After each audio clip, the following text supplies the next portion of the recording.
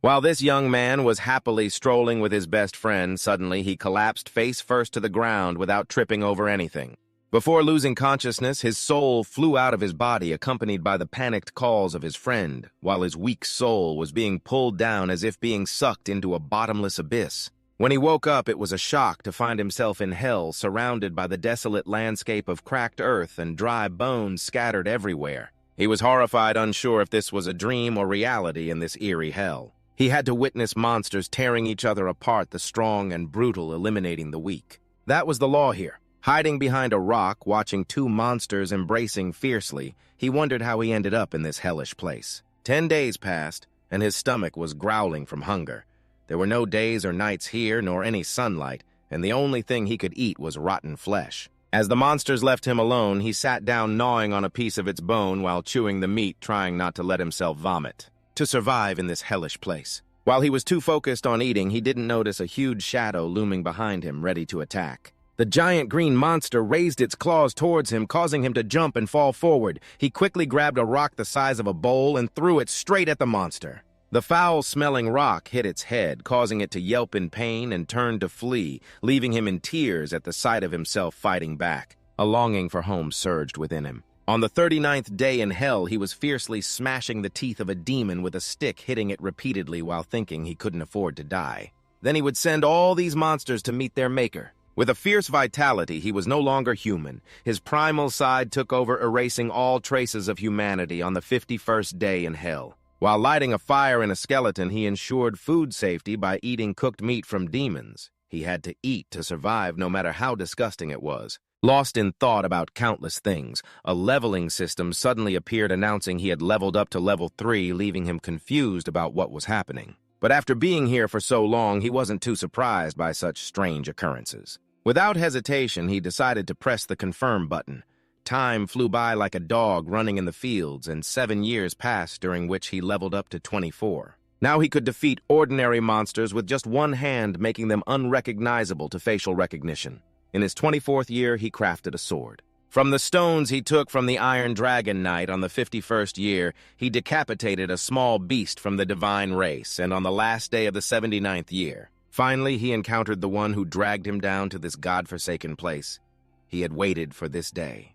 The day he met the demon god who ruined his beautiful youth, turning it into a time spent among the stinking corpses with smoke and fire everywhere and dead beasts lying around. Body parts were scattered everywhere. Many monster corpses were torn apart, lying on the ground. The appearance of these things was thanks to the one swinging a sword like crazy in the midst of the demons.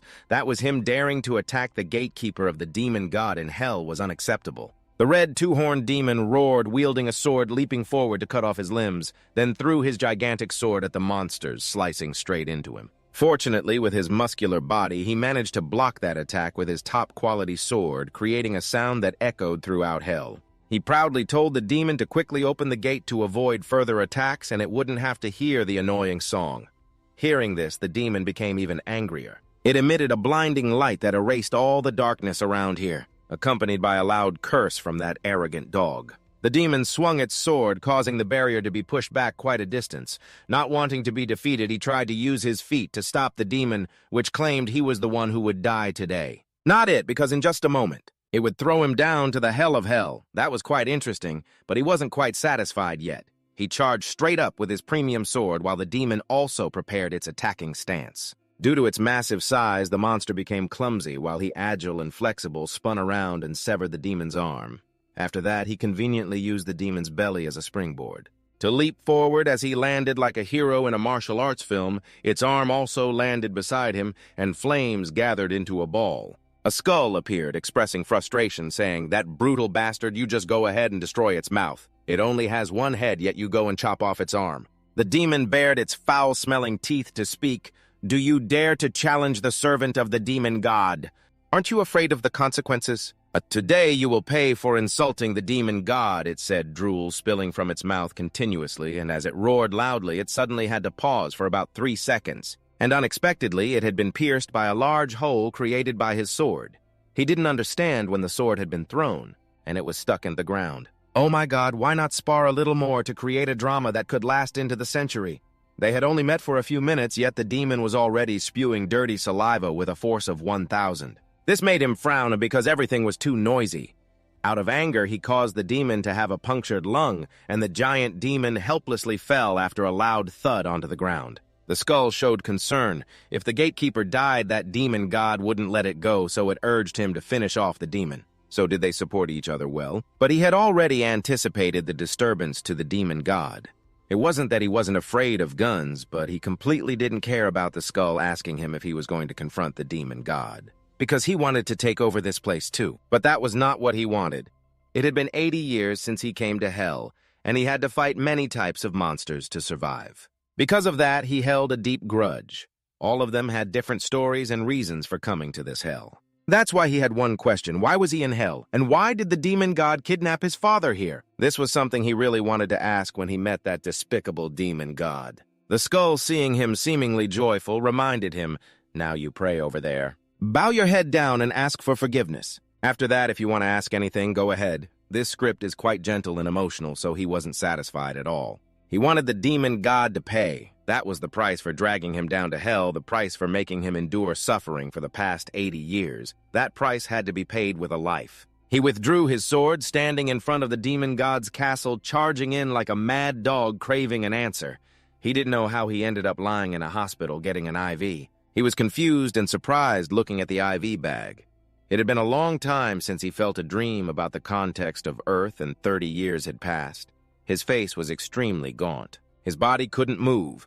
In a dream with a concept of a person in a plant version, he was struggling to control his body when suddenly he heard something fall to the ground. The metal tray fell from the hands of the woman in the pink dress, and she looked at him in shock, unable to speak. He looked back, not knowing who she was, but she knew him very well. To be more precise, Desung was her son, who had been in a vegetative state for many years and was now waking up, which made her extremely emotional. In contrast, Desung did not like this situation at all. The scene of seeing the loved one wake up in the hospital and hugging and kissing made him shiver with disgust. It was just too cheesy. Can I stay in a vegetative state instead? But the truth was, he couldn't wake up from this dream. Moreover, Desung felt that the dream was a bit too real. From the sounds to the images, everything was strangely vivid. He calmly recalled everything that had just happened. At that moment, he was rampaging in the demon castle, causing destruction with demonic corpses scattered along the path. While he was busy marveling, Desung could only breathe and didn't pay much attention because he was busy fighting, which drained a lot of his energy. Desung stood up and looked straight at the headless demon. He arrogantly said to that cowardly demon, "That guy pretended to talk to me, and while I was distracted, he attacked me. The answer to that was that I chopped off his head and then his body was cut in half." According to logic, Desung would now become the master of hell, the absolute ruler. He sighed because he didn't care much about that position. Suddenly, the system displayed an option asking if he wanted to return to Earth. Seeing this, he stood still motionless as he had the chance to return to Earth after 80 years since he fell into hell. It turned out the system had this option too. But he had to defeat the boss first before it would let him go back. Why didn't they mention that from the start? To make him suffer for so many years. The demon skull asked him if Earth was where he lived before coming to hell after struggling for 80 years. No. Every day he prayed to escape from hell, so he had no reason to linger in this crazy place. Desung immediately agreed to return to Earth. A dazzling white light appeared, shining directly on his face and enveloping him. Once again, he found himself lying in a hospital. The doctor was conducting a physical examination on him. This was truly no longer a dream. The doctor happily informed his mother that after being in a vegetative state for a long time, moving immediately would be quite difficult. However, there was no need to worry. With regular rehabilitation treatment, he would improve. Desung's mother, upon hearing this, was overjoyed and teary-eyed, taking his hand and thanking the doctor. Meanwhile, he seemed dissatisfied with the current joyful atmosphere, gaping like he was in shock and gasping for air. Flailing like a fish out of water, was this dream real? It was the moment he discovered the message. Or was it now? The children looked so scared that they tightly shut their eyes, and the doctor tried to reassure them. But Desung gritted his teeth and cursed, "Don't come near me." Suddenly, he bit the doctor's hand, causing him to turn red in the face. He didn't realize that his wild actions were either a curse or a toxin that paralyzed him. Desung reassured himself that this was just a terrible nightmare, releasing the doctor's hand to focus on breaking free, as if he was trying to escape from something. He even fell to the floor but continued to struggle as if he were overdosing on drugs, shouting loudly, "How have I lived until now? I have fought for 80 years, yet now you tell me to obediently die. I have prayed and prayed, even at the moment I fell on the cold ground of hell. No, I absolutely cannot just leave like this. Please let me go back." Soon, 2 strong male nurses came to lift him up. He couldn't believe that he had awakened after conquering hell with a broken body. Only the brain and the beak are still functioning. While struggling intensely, his eye caught something incredibly terrifying, which was a glaring yellow electric pit amidst the looming black clouds, so much so that he forgot about farming. Thanks to that, 2 nurses easily lifted him onto the bed. The electric pit loomed above the tall buildings, releasing countless dust particles, wondering how it ended up here. After staring for a moment, he continued his combo of farming and cursing wildly. The 2 nurses had to try their best to hold him down to inject a sedative so he would lie still and stop talking so much. The hospital felt like a mental institution. He gradually lost consciousness but still tried to curse one last time before completely falling asleep, sleeping straight through until the news broadcast at around 9 o'clock this morning. In Songba district, Seoul has discovered a strange portal. Fortunately, the hunting team responsible for the nearby area quickly arrived at the scene. The hunting team at the ruined site was currently reporting the situation. The suppression has been completed and is in the final stages. According to the current situation of the hunting team, they should be able to withdraw within an hour. The current team leader is on the phone. The fruit's in the hospital and directing via phone to subordinates to report back to me immediately after the incident is over. I will handle the remaining part, so please finish well. Inside the room, he was still listening to the news. Thanks to the quick and timely response of the hunting team, the portal had been destroyed. He was still lying there thinking about the electric pit. The portal and the hunting team did not expect that after 80 years in hell, the world above had changed so much. While busy thinking, the team leader of the hunting team came to visit him, confused about who this person was and why they seemed so familiar after many years of being immobile. It seemed like his eyes needed to be washed again to recognize who this was. Chan-ho heard him say his name and rushed over to ask, "Are you okay? It has been 10 years since you collapsed and fell into a coma." He may not remember his best friend, but he clearly remembers the day of their high school graduation 10 years ago. While walking down the street with his best friend, he felt dizzy and finally collapsed on the ground since that day. For 10 long years, he had to lie in that hospital room. The time he endured in hell was 80 years, but in reality, it was only 10 years. During that time, his mother had struggled a lot to cover the expenses. His mother had to work 2 to 3 jobs a day because now he was the family's breadwinner, so Chan-ho hoped he would recover soon and promised to find him a suitable job. He said he understood, but his expression seemed a bit down. It seemed like he had a lot on his mind that afternoon when his mother was pushing his wheelchair to let him go outside for some fresh air. While walking, he thought about how he had to fight for survival in hell, but in reality, his family always had to bear the suffering. Caring for him was beyond their ability because this body could not move as he wished. And not only that, it created a burden and trouble for others. Reality was as cruel as hell. At that moment, his mother was startled to see 2 creditors coming to demand money. Among them was a fat person and a thin person, but they shared the common trait of being very rude. The fat one immediately said, "Why can't I contact your aunt? Is she not planning to pay back the money she borrowed from us?" The thin one added, "If she says she will postpone it to another day and then disappears again, it will be the end for us."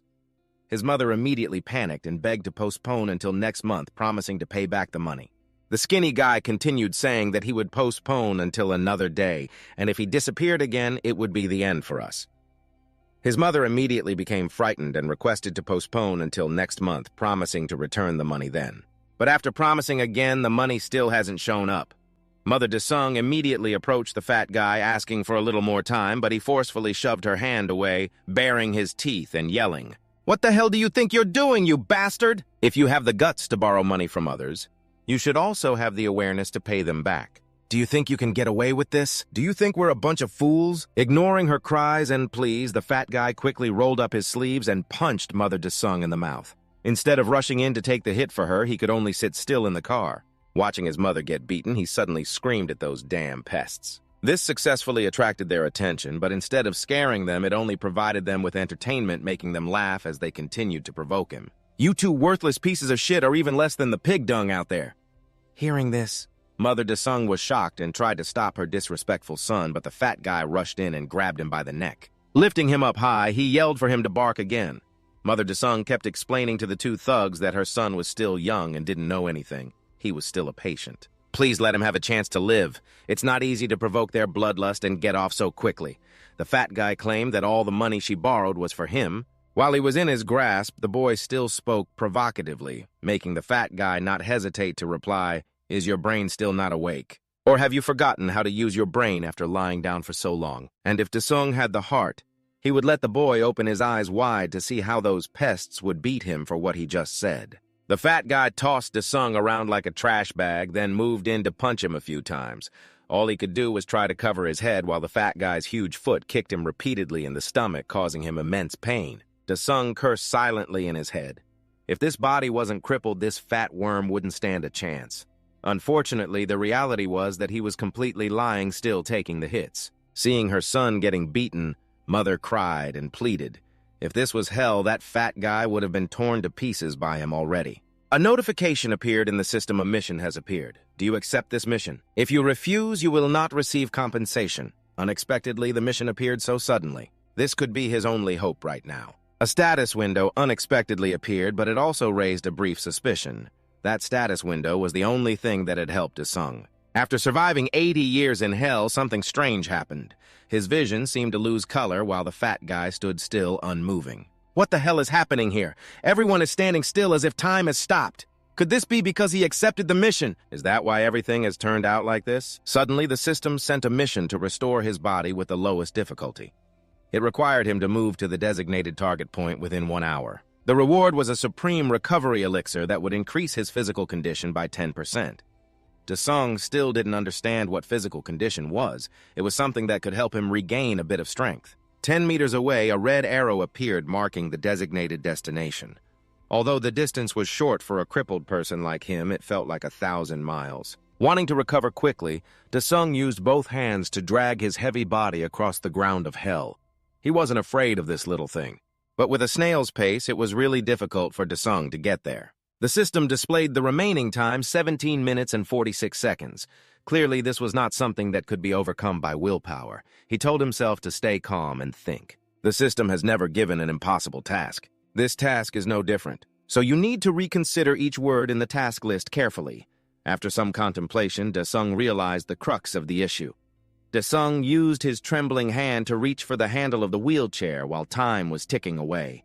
With only 35 seconds left, he gathered all his remaining strength and inner power to climb onto the wheelchair.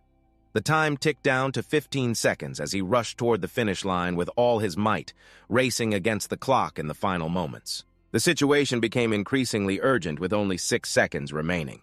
As the wheelchair sped on in the last 2 seconds, he used all his strength to crash into the red arrow, causing it to shatter into 100 pieces. Finally, he completed the task just before time ran out. In the final second, gasping for breath, a red vial appeared before him.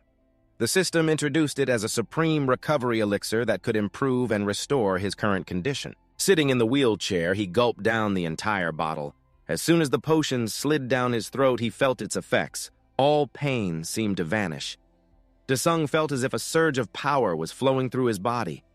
Was this the effect of the elixir? At this moment, everything returned to normal. His disappearance surprised both his mother and the thugs.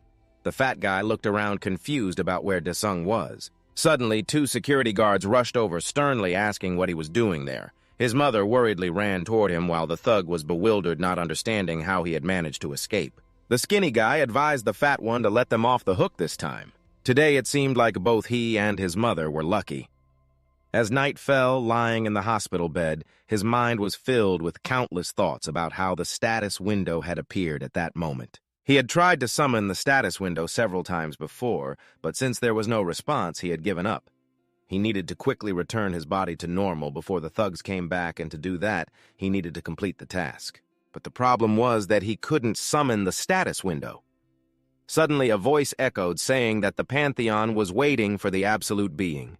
He didn't understand where the sound had come from. His body floated and transitioned into another multidimensional space.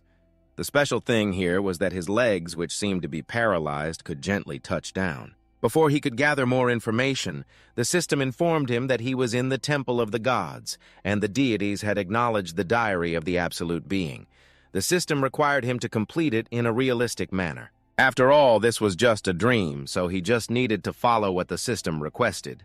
He smiled confidently and began to carry out the assigned task. A recovery mission appeared with low difficulty, requiring him to eliminate the designated target, with the reward being a memory chip for the absolute being. Along with restoring 30% of the essence, suddenly a demon head with super long fangs popped out.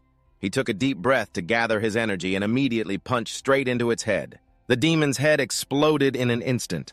Then the third body recovery mission appeared with the lowest difficulty, requiring him to run 10 kilometers, with the reward being a nutrient supplement for the absolute being. Desung began to run like mad, sweating profusely. The fifth mission continued to appear, requiring him to do 1,000 push-ups. The reward was the same as the previous mission. The completion rate had only reached half. The numerous recovery tasks were gradually exhausting Desung's stamina. He had been working hard on the tasks for the past 10 days. Now he had only achieved 45%, and the reward was just a nutrient supplement. At this rate, when would he ever complete it? Frustrated with these tasks, he hoped the system could create something more substantial. In response to his wish, the system sent a new recovery mission with low difficulty, requiring him to fight the green demon. And the reward is similar to the previous mission. The completion rate has only reached half, and the numerous recovery missions have gradually drained Desung's stamina. He has been working tirelessly for the past 10 days. And now he has only achieved 45%, while the reward is just a tonic. At this rate, when will he ever complete it? He was too frustrated with these missions. He hoped the system could create something better to meet his desires. The system then sent him a new recovery mission with a low difficulty level, requiring him to fight a green demon. There is no time limit, and the reward is a medium nutrient supplement that increases recovery by 10%.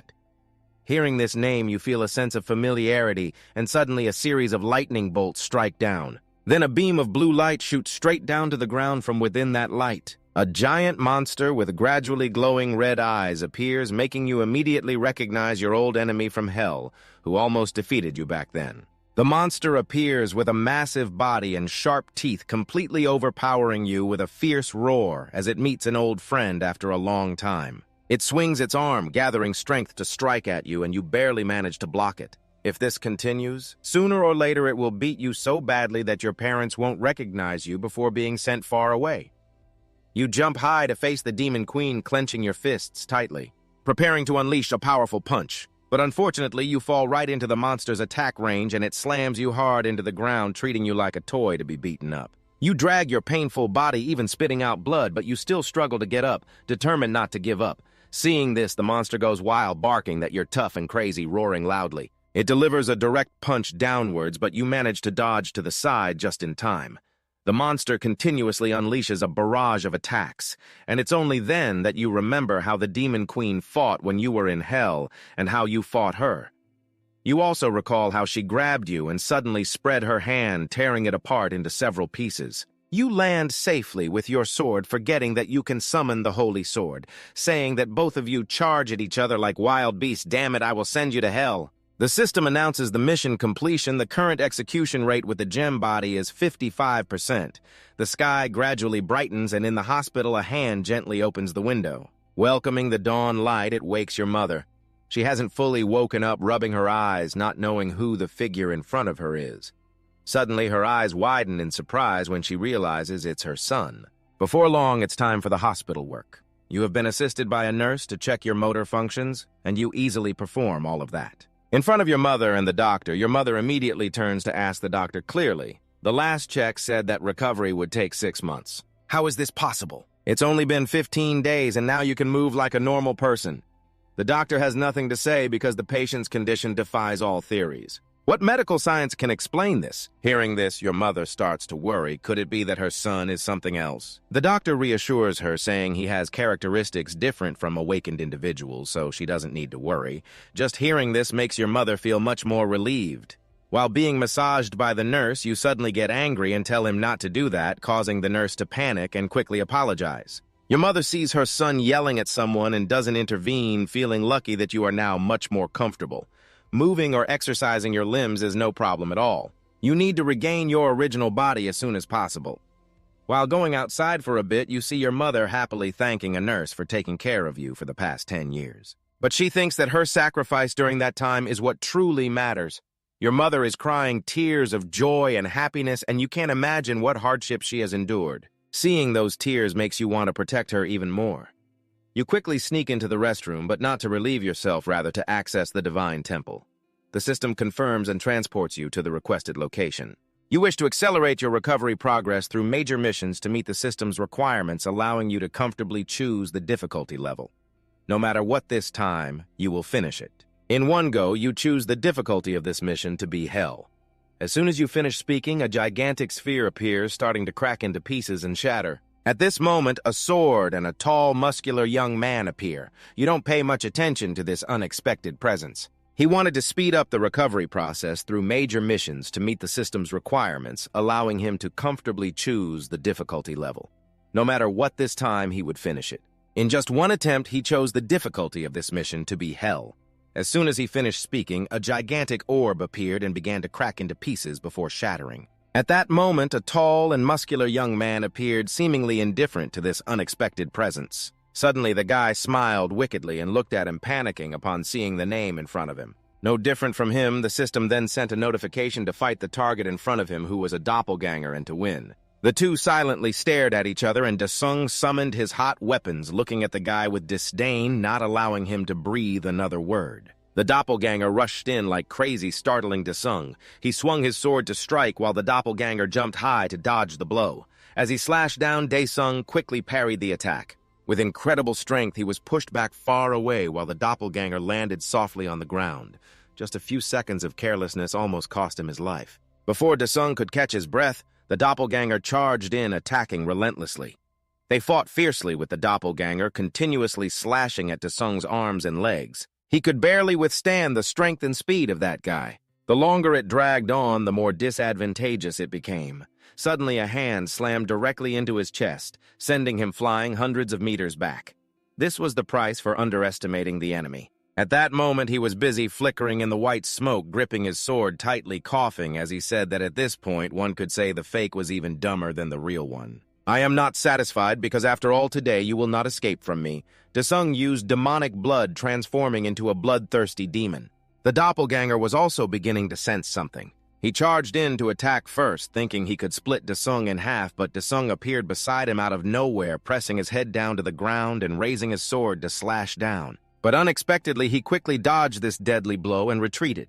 Not to be outdone, Dasung also used demonic blood to fight with the two demons, charging at each other in a fierce battle. Equal in strength, Dasung urged him to hurry up and die so he wouldn't have to waste energy. Suddenly, he appeared from nowhere, stabbing Dasung in the shoulder with his sword. Not only that, he also intended to deliver another blow right to the top of Dasung's head. Due to the pain, Dasung was logged out of the virtual world, while outside the cleaning lady was anxiously banging on the door. Outside, he stood dazed, while inside the situation was overwhelming for him. If he lost here, all his previous efforts would be in vain. He racked his brain for ways to defeat him in reality. The cleaning lady almost unlocked the door, but was called up to the third floor to work returning to the virtual world. He summoned the storage and reached in to search for something. He sent him a message saying that this mission is not over yet.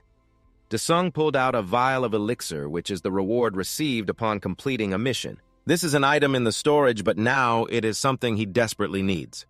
The system notified him that this tonic could help him recover 20% of his stamina and endurance. If it's 20%, you only need to drink 5 vials to be able to fight him, seeing that he rushed in to stop you from taking the medicine, but of course, Dasung wouldn't let that happen. After drinking 1 vial of the elixir, he felt his strength returning. He continued to reach into the storage area and pulled out a few more vials. He wouldn't prolong the time any longer. He just wanted to boost his strength to 100% as quickly as possible. Drinking 2 vials, he dodged a straight kick to the face, and after drinking 3 vials, he quickly summoned his sword to block his attack, and then the last 2 vials were consumed. While they were fighting wildly, Dasung was grabbed by the neck. He intended to deliver a fatal blow to your stomach, but unexpectedly you summoned the storage. At that moment, his sword only pierced into an illusory space, while your sword had already pierced through his stomach. Before he knew it, he was gradually fading away, and the mission was accomplished. The system reported that your body had fully recovered, and you could use the Hell system right in the real world. Dasung felt that regaining his strength was an incredible thing. The countless scars appeared, reminding Dasung of the days spent in Hell. The system notified him of unread messages.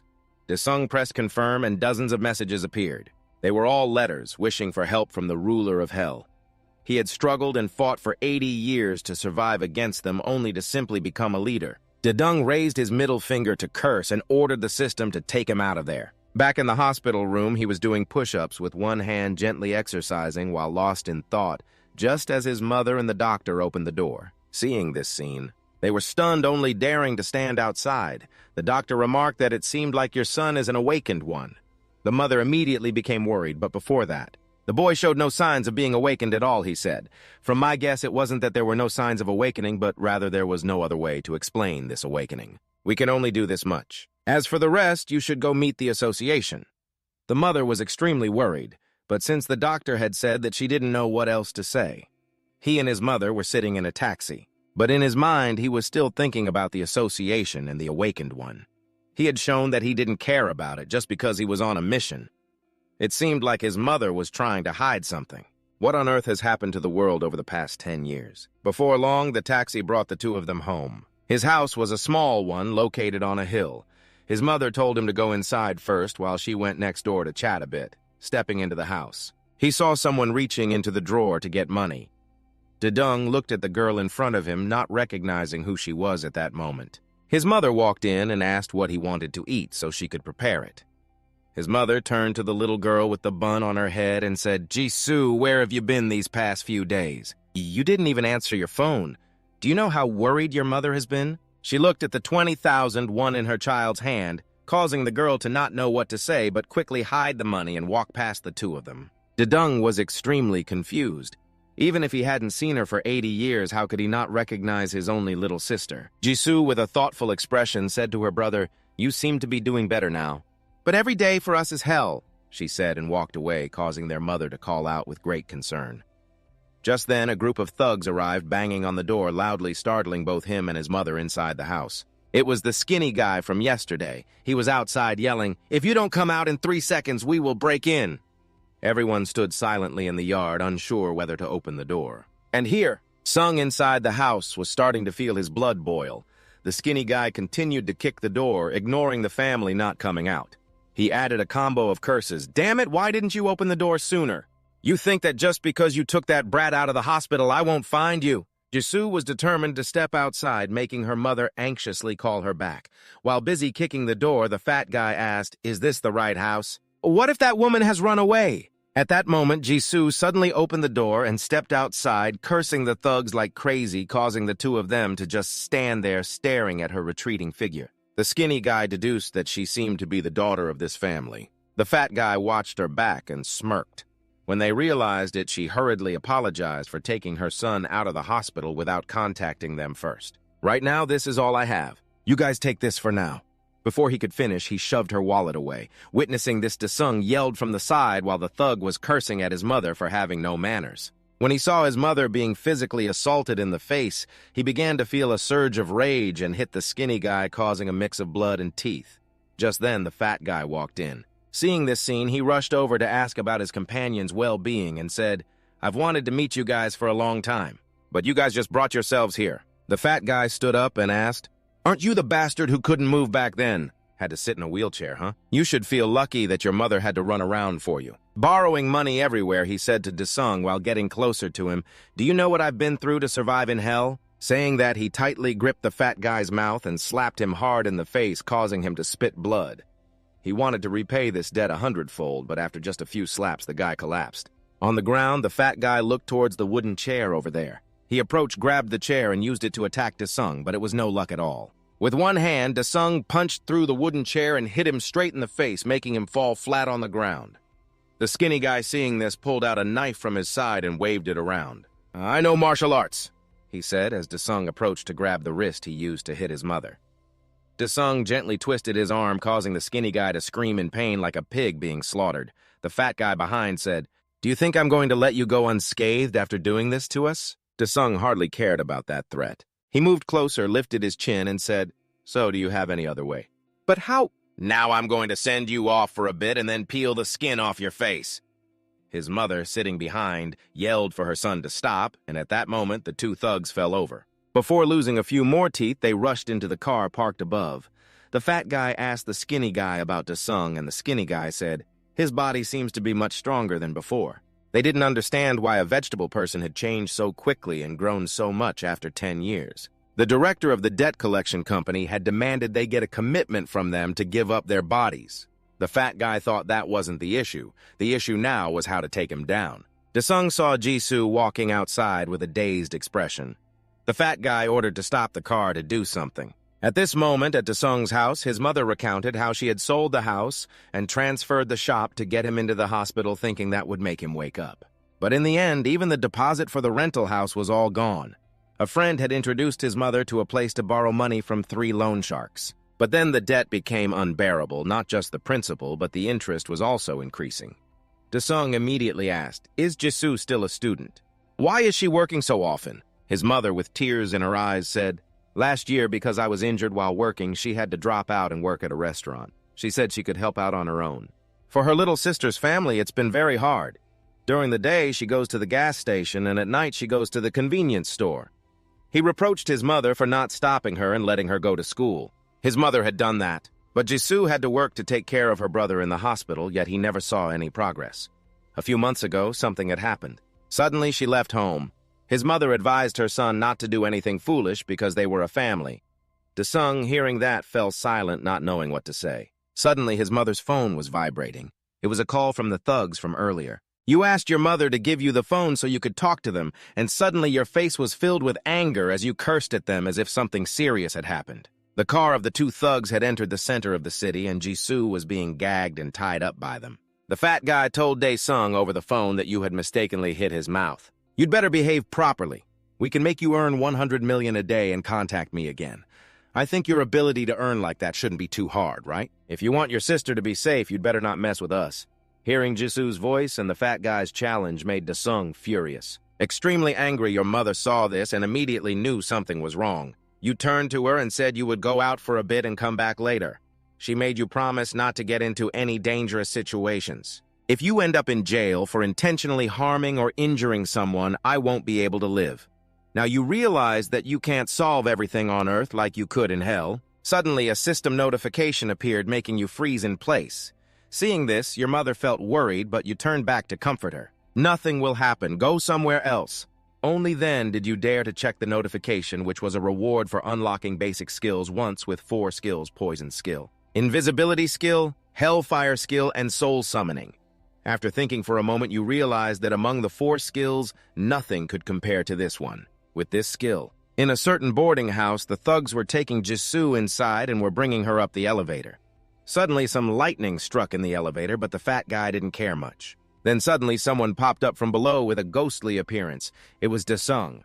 You asked him, "Didn't you want money?"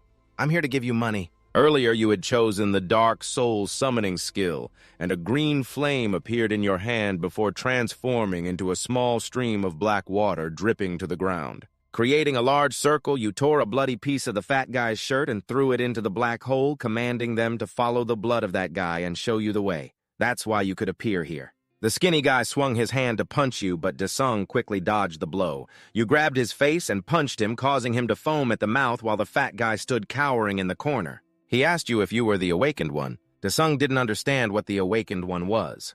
Just then, the elevator opened and the fat guy ran out, calling his buddies. "You guys come out and receive the goods." "He's the awakened one. Let's charge at him together." Not giving him a chance to escape, you struck him on the back of the neck, causing the fat guy to slam his face into the ground. At that moment, his underlings rushed in with weapons, but you easily dodged every attack they made and retaliated continuously, leaving them unable to react. After dealing with them, you stepped into the elevator and told Jisoo, who was sitting there in a daze. You kindly asked her, untied her hands and mouth, and told her to go home first. She worried about what her brother would do. Dae-sung turned back to comfort his sister. "Your brother will handle everything. It will be fine." The lights in the corridor were still on, and on the ground lay a group of unconscious people sprawled out. Dae-sung quietly stepped up the stairs. With his hands in his pockets, he calmly walked up, seeing some thugs smoking, and he sighed about having to eliminate a few more snakes. Just a simple sentence like that. To provoke those guys into a frenzy, he had to resort to violence. A window of the black social headquarters shattered into pieces. Meanwhile, in another place, a phone rang. The tattooed guy picked up the phone, and as soon as he heard, he became furious and started cursing. "I told you not to call while I was at the sauna." The trembling underlings replied, "Boss, come to the office right away." The furious boss made the guy next to him scared to death. "Which dog dares to come to my place and cause trouble?" Only a few stammered words were left, and they quickly hung up. He angrily crushed the red iPhone, his face clearly showing rage. At that moment at the headquarters, the glass was shattered and bodies lay scattered, blocking the way. In another room, you found another guy who was extremely scared, trembling all over. Suddenly, a loud explosion rang out, accompanied by thick smoke. In another room, he found another guy who was extremely scared, his whole body trembling like a leaf.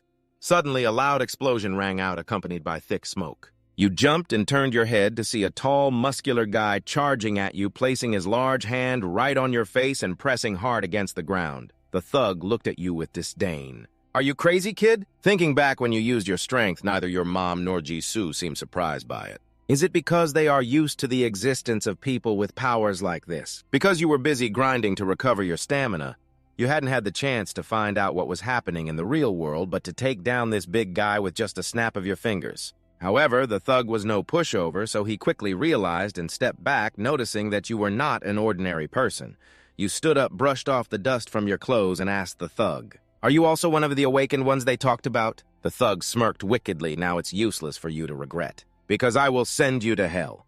Upon hearing the word hell, you immediately glared at him, gathering your strength in your hand and delivering a punch right to his face. Surprisingly, with just one hit, he flew back and slammed into the wall. He couldn't understand why he was taken down so easily, and he couldn't accept that. You walked over, kicked him right in the face, and said, "While I was away, you guys continuously bothered my family." At this moment, the thug realized you were also an awakened one, but at a different level.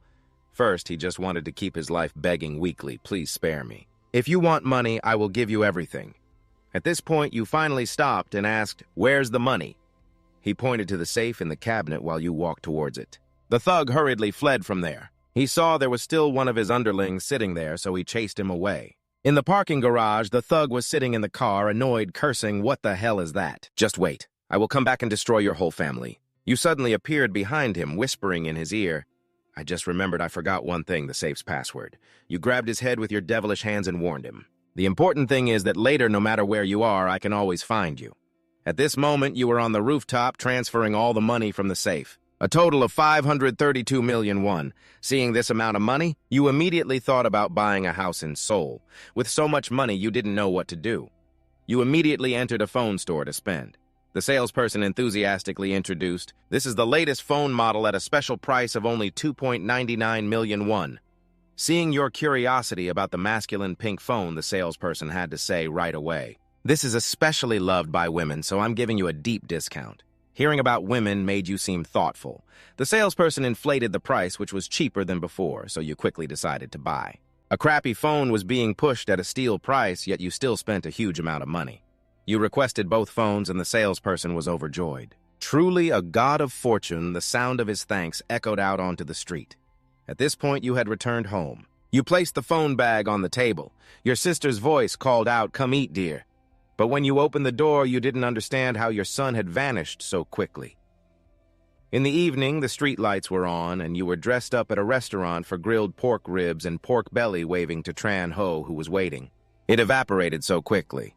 In the evening, the street was lit up, and Desung was gearing up at a restaurant for grilled pork ribs and pork belly, waving to call Chan Ho, who was sitting and waiting. Tran Ho raised his glass and praised you for having changed a lot since the hospital.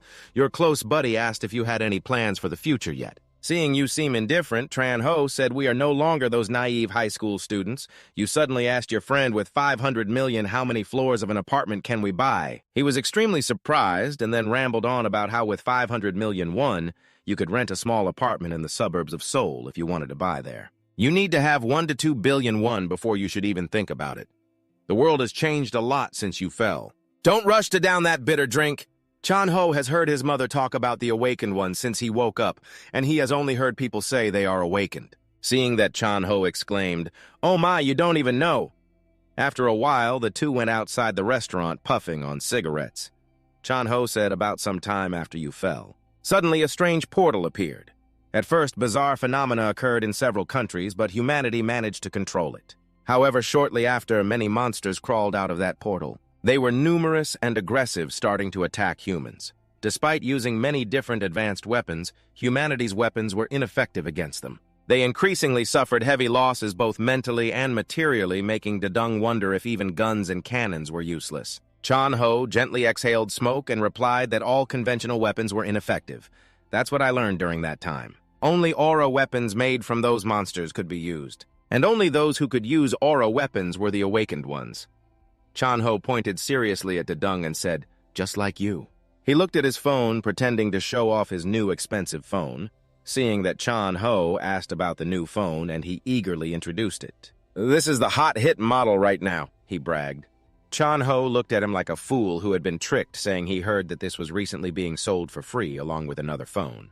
"Don't tell me you're going to spend money on this crap," he said, his face turning red with anger, standing there in silence. But his friend kept teasing him, returning to the topic of monsters. Now, if you don't use aura weapons, using aura to enhance your body is also a characteristic of the awakened. Your body suddenly can recover so quickly. Not only that, but you also knock down the tall, tattooed gangster.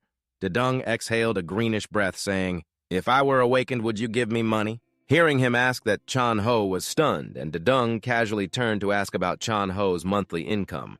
Perhaps due to the sensitive question, a large whirlwind suddenly appeared in the sky. The two immediately went on high alert, watching closely as they saw the demons crawling out of the portal. The people panicked and screamed as the monsters poured down onto the streets. They stepped onto this pavement, causing the road to crack under the weight of thousands of pounds. The monsters stomped down the road, causing the people to panic and gradually retreat. A leading monster raised its club and bared its teeth, and the others followed suit like machines. At this moment, everyone regained their senses, screaming and running in chaos. One of the two was panicking, while the other had a face as tense as a snapped string, not understanding. Staring at the demons, he suddenly realized their ugliness. They looked much cuter than the ones from hell. Dedung stomped his foot and picked up a stone, tossing it up and down. He wanted to see what these little demons were capable of. He swung his arm back to gain momentum. Then he threw the stone forward, and to Chan-ho's astonishment, the stone was thrown, but couldn't hit the demons. It turned out they had raised a protective barrier. Feeling a gaze captivated by his beauty, it turned around with a rather annoyed expression. Chan-ho panicked and said guns or cannons are ineffective against them, but he didn't care and focused on the front. The ugly legs of a demon were quickly rushing towards the two standing there, swinging its club with a roar that shook the sky. Seeing that Chan-ho was terrified and shut his eyes tight, suddenly a spray of blood splattered onto his face, making him curious enough to open his eyes and look in shock, realizing that the blood was from the monster. It had been knocked down by Dedung with a swift punch, leaving Chan-ho both scared and amazed, unable to believe that his friend could knock out a monster. He had been swiftly knocked down by Desung with a quick punch, both scared and surprised, causing Chan-ho's face to contort in disbelief that his friend could knock someone out. A demon as big as a giant is unarmed. Right after that, the green-skinned monsters behind saw their comrade fall and immediately rushed towards the two, prompting Chan-ho to quickly leap forward. He threw a punch right in the monster's face, and just a few seconds later, its head flew off. Chan-ho was even more astonished. This power could only belong to those awakened at level B or higher. But he had to return to the main issue because the terrified citizens were huddled together. This was a bustling neighborhood filled with many shops in Seoul. The fearful chatter of the citizens created a loud noise that attracted the attention of the demons, who saw the green-skinned monsters gathering more and more in front of the panicking crowd. Shivering at the thought of being next, the crowd knew they were destined to meet their ancestors soon.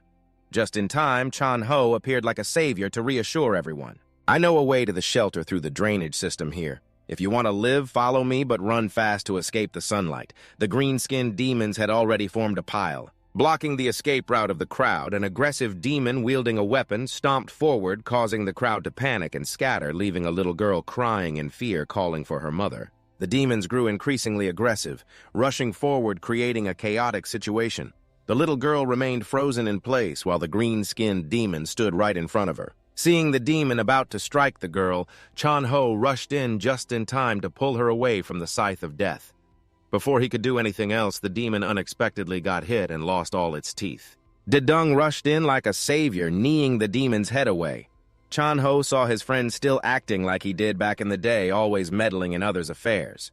Dedung urged Chan-ho to run away quickly, while he would stay behind to block these foolish demons. Seeing his friend sacrifice himself for him, Chan-ho smiled confidently and immediately called for everyone to gather and move to the drainage system inside the barbecue restaurant. A phone attached to a pod was live streaming the battle with the monsters, and the comments were continuously positive, marveling at the impressive fighting skills. The restaurant staff panicked, shouting from behind, "Behind you! Take advantage of their numbers!" The demons relentlessly launched deadly blows, leaving Chan-ho no time to react. Dedung was knocked back towards a car, and the staff member gaped, thinking the hero was done for. The online community was abuzz, with fans commenting wildly as Chan-ho remained in a slumped position, showing no signs of life inside the drainage tunnel where the group was hiding. A mother cried out upon seeing her little daughter, Ha, embrace her in a touching scene.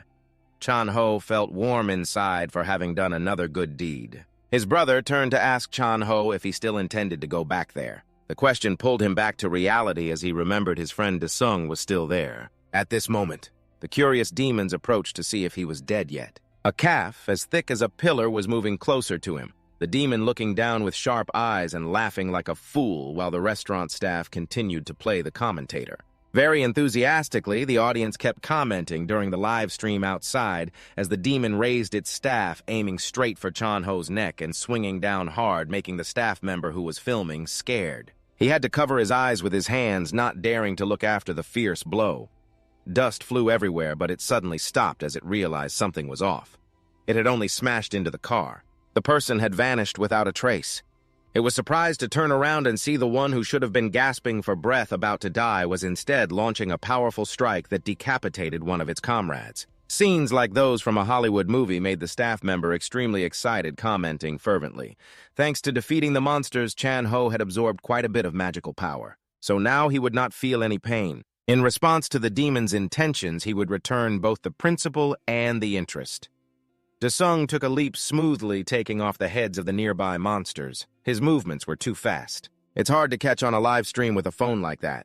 Those important moments made netizens immediately spend big money, with 5 million won if the staff member could capture it. To see such a large sum of money, the guy's eyes lit up and his mind raced to think of a way to approach that area. To use his hands to fight against a horde of demons, he gradually exhausted quite a bit of magic power to quickly take them all down. He gathered his strength and delivered a blow to the demon's chin, sending his body flying, capturing that scene on camera. The smoothie bonus immediately added 5 million won on the condition that if he captured a clearer face, he would get even more. A message from an anonymous whisper saying he would give him more money. If you could tell me more specifically about that man's identity. The waiter was both happy and worried when he saw the messages popping up continuously, but remained determined not to go outside the HMC account. The bonus of 20 million won exciting the fans. With an offer that couldn't be more attractive, capturing a clear face, providing some basic information, would earn him 40 million won, which left the waiter stunned. Eyes wide and mouth agape, he looked at the phone screen. At the same time, in the HM building, the computer screen was broadcasting the waiter's live stream along with the chatter of the staff. When he saw the YouTuber on the other side making a new move, the staff member smiled with satisfaction, saying our group would also go to the area where the incident occurred so he could join us. Although he had been a scout for a long time, this was the first time he felt that way. To use his feet on the demon's body, coldly looking at the remaining demons, suddenly one demon was struck with a powerful blow, causing its eyes to bulge out with blood. By a tall, strong demon smashing a huge weapon onto its own kind, the waiter was lurking behind a car to film because he couldn't afford to miss this once-in-a-lifetime opportunity. The demons kept coming, and his magic power was gradually running out. Now he could only pray to the Lord above to get through this ordeal. While he was busy live streaming, Chan-ho popped his head out from behind and whispered, "What are you doing?" causing him to panic and drop his iPhone. Chan-ho immediately activated his brainwashing technique, cursing the fool until he could only stand there with his mouth agape. The phone fell and lay exposed on the ground, making viewers think the live stream was under attack. Chan-ho dragged the waiter back toward the building in front, but his pleading eyes. This guy still stubbornly looked back at the phone, his heart aching, tears streaming down in pity for the huge sum of money that had vanished. Suddenly, a foot as big as a pillar appeared in front of the two, causing the waiter to fearfully foam at the mouth and faint. The demon was raising its club to smash down when it was suddenly decapitated in a matter of seconds. Chan-ho narrowly escaped death, quickly looking towards the demon that had just flown in, immediately recognizing Desung, his friend, standing on a pile of corpses. Moments later, the two, along with the staff member, had dragged each other into a barbecue restaurant to take temporary refuge. Dedong immediately said, "I have somewhere to go. It will take about 20 minutes. Can you wait?" To reassure his friend, Chan Ho immediately mentioned the gang that was about to arrive to rescue everyone. The system announced that he had completed 100% of the progress. Killing in the real world from now on, you are allowed to enter the temple with your body in reality while being able to use all items in the temple in the real world. Dedong clicked to agree, and in an instant, a teleportation portal appeared before Chan Ho's astonished eyes, not understanding what this kid really was. Dedong quickly stepped into the spatial door to go to the temple. His body was injured after fighting all night with those monsters. He needed to immediately ask the system to assess his current magic power status. The system reported that his magic power was currently below 10%, and he also asked the system how to increase it. He immediately had to rely on the system to assess his current magical power status. The system reported that the current magical power rate was below 10%, and he also asked the system how to increase it. The fastest force can respond immediately. His logbook systematization only requires completing the task at the designated location within the allowed time to receive the appropriate reward. Isn't the logbook something you wrote every day when you were in hell? This is to avoid going insane. The status window reappears and asks if you want to systematize the logbook. You quickly agree, and just as you finish speaking, a red-covered logbook appears preparing the systematization process. A massive surge of energy instantly bursts forth from the logbook. It makes the surrounding air feel suffocating. The system reports that it has begun to depict a series of memories flooding back like a tidal wave in your mind. Suddenly, the logbook bursts into flames, indicating that the depiction process is complete even though your head is pounding you.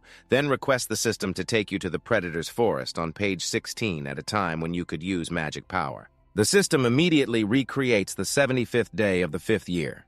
You step into a thick fog returning to the barbecue restaurant in the real world, Chan Ho leading the waiter running frantically up the stairs. As he runs, he wonders if this guy knows anything about the one who just fought those monsters. His curiosity is unbearable. He wants to extract more information from Desung. Chan Ho, with a cold expression, turns back and glares at him, concerned about you like that. Just wanting to make money, right? The guy can only keep quiet.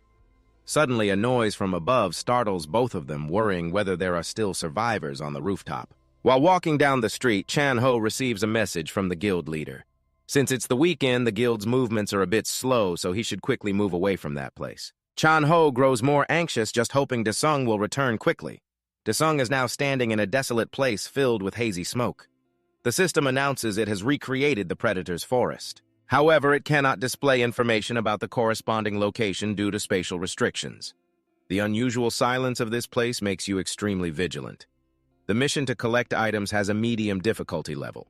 You are required to eliminate the celestial beings invading this place within 1 hour. The target to achieve is 10 large white statues with a reward of a 30% increase in magic, and an additional 2,000 achievement points. The system just disappeared when a strange creature faintly appeared in the mist, easily detecting the intrusion of an outsider. It immediately activates the defense mode, attacking you with laser beams. Desung dodges all its laser beams at lightning speed and suddenly halts in front of the monster, which has a large and tall body. With a red cross on its face, head, and shoulders that looks like wings, the system reports detecting the white statue standing upright, classified as a robotic organism. Hearing that, you take a closer look at what is called a celestial being. While lost in thought, the robot immediately launches an attack using sharp claws like drill tips to stab straight down, but of course it misses to save time. Desung channels his luck into his hand, rushing up to punch the robot squarely in the face, delivering a forceful blow that shatters half of its mask into dust. Caught off guard, the monster stumbles and falls backward. You gently approach, thinking you've taken down the monster, but its fingers suddenly move and then extend, shooting off. Desung charges straight into the center where the long, dangling fingers are. Gritting his teeth, he channels all his strength into a punch, and immediately the robot explodes, its parts falling down. Dust and debris fly up, obscuring everything in white. You quickly escape from that cloud of dust, and from within it, a red orb unexpectedly appears. It catches Desung's attention, returning to the barbecue restaurant in the real world. Chan Ho is carefully opening a door, and the two step out onto the rooftop, seeing corpses lying everywhere. This situation is clearly not good. The two stand still, intently looking at the scattered bodies on the ground where a wounded man is sitting against the wall. Seeing this, the two rush like mad towards the man. Chan-ho hurriedly asks, "Bro, are you okay? Are you okay?" He just slumps down, mumbling for you to go away. But you can't hear what he's saying clearly. He has to use his last breath to make Chan-ho understand that behind him is an extremely large source of killing intent, a huge green demon. The waiter urges Chan-ho to move quickly. He keeps glancing back, whispering curses. "Don't move until I tell you to." The waiter also mumbles, "What the hell are you saying?" Then he turns his head back, his eyes wide with horror as he sees the demon staring directly at them. The serving name's face changed color, causing Chan-ho to sit beside him and remind him to stay alert. "Whenever I signal, you must run straight to the door. If you don't want to die here, you need to be alert." The green monster above suddenly screamed loudly to intimidate and then jumped down. Chan-ho shouted, "Run now, we're in the predator's forest!" The red sphere had expanded into a gigantic size, while Desung cautiously observed the sphere rising high, beginning to regenerate. Desung frowned in anger as if wanting to curse. The regeneration progress of the sphere had reached 10%. The target attack model analysis was completed and the ability feature was upgraded. He shot off like lightning. Taking a deep breath, he swung his fist and struck the sphere with immense force, causing it to generate a lot of electricity. He then performed a stunning backflip. He landed gently on the sphere and the regeneration progress only dropped to 3%. He was feeling annoyed with this troublesome thing. So he focused his strength and punched down on the sphere, causing its regeneration speed to surge to 40%. The destructive force shattered the surface of the sphere and the progress increased to 55%. The cracks widened further, increasing to 65%. The system continuously reported errors due to the overload from the rising speed, and the regeneration rate had climbed to 70%. He delivered a fierce punch and countless lasers shot out, singeing his sleeves. A group of robots was lurking in the mist. When he turned to look, he found himself in their line of sight. A barrage of lasers suddenly fired from the robots, continuously flying toward him, intertwining to form a laser net. Only 5% remained for the sphere to complete its regeneration. The regeneration process had reached 98%. The red sphere produced an explosive sound that shook the ground violently, throwing him hundreds of meters away. If this continues, it won't end well. He thought he should find another plan and recall the memories that had been etched in his mind. He was trying to revisit his past memories to defeat the robots. But his head throbbed painfully as he struggled to remember the intense pain preventing Desung from concentrating. His eyes suddenly lit up. His strength had also increased significantly compared to before.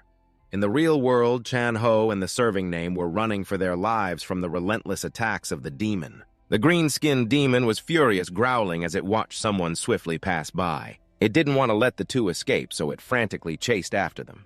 Chan-ho and the serving name barely managed to press themselves against the door when the demon reached out with its massive hand. With a powerful slam onto the ground, the serving name hurriedly dove forward to dodge the blow. Both were exhausted, panting heavily while the demon's arm had been retracted. But it wanted to leave a special mark, so it clawed at the floor. Luckily, both managed to escape a close call.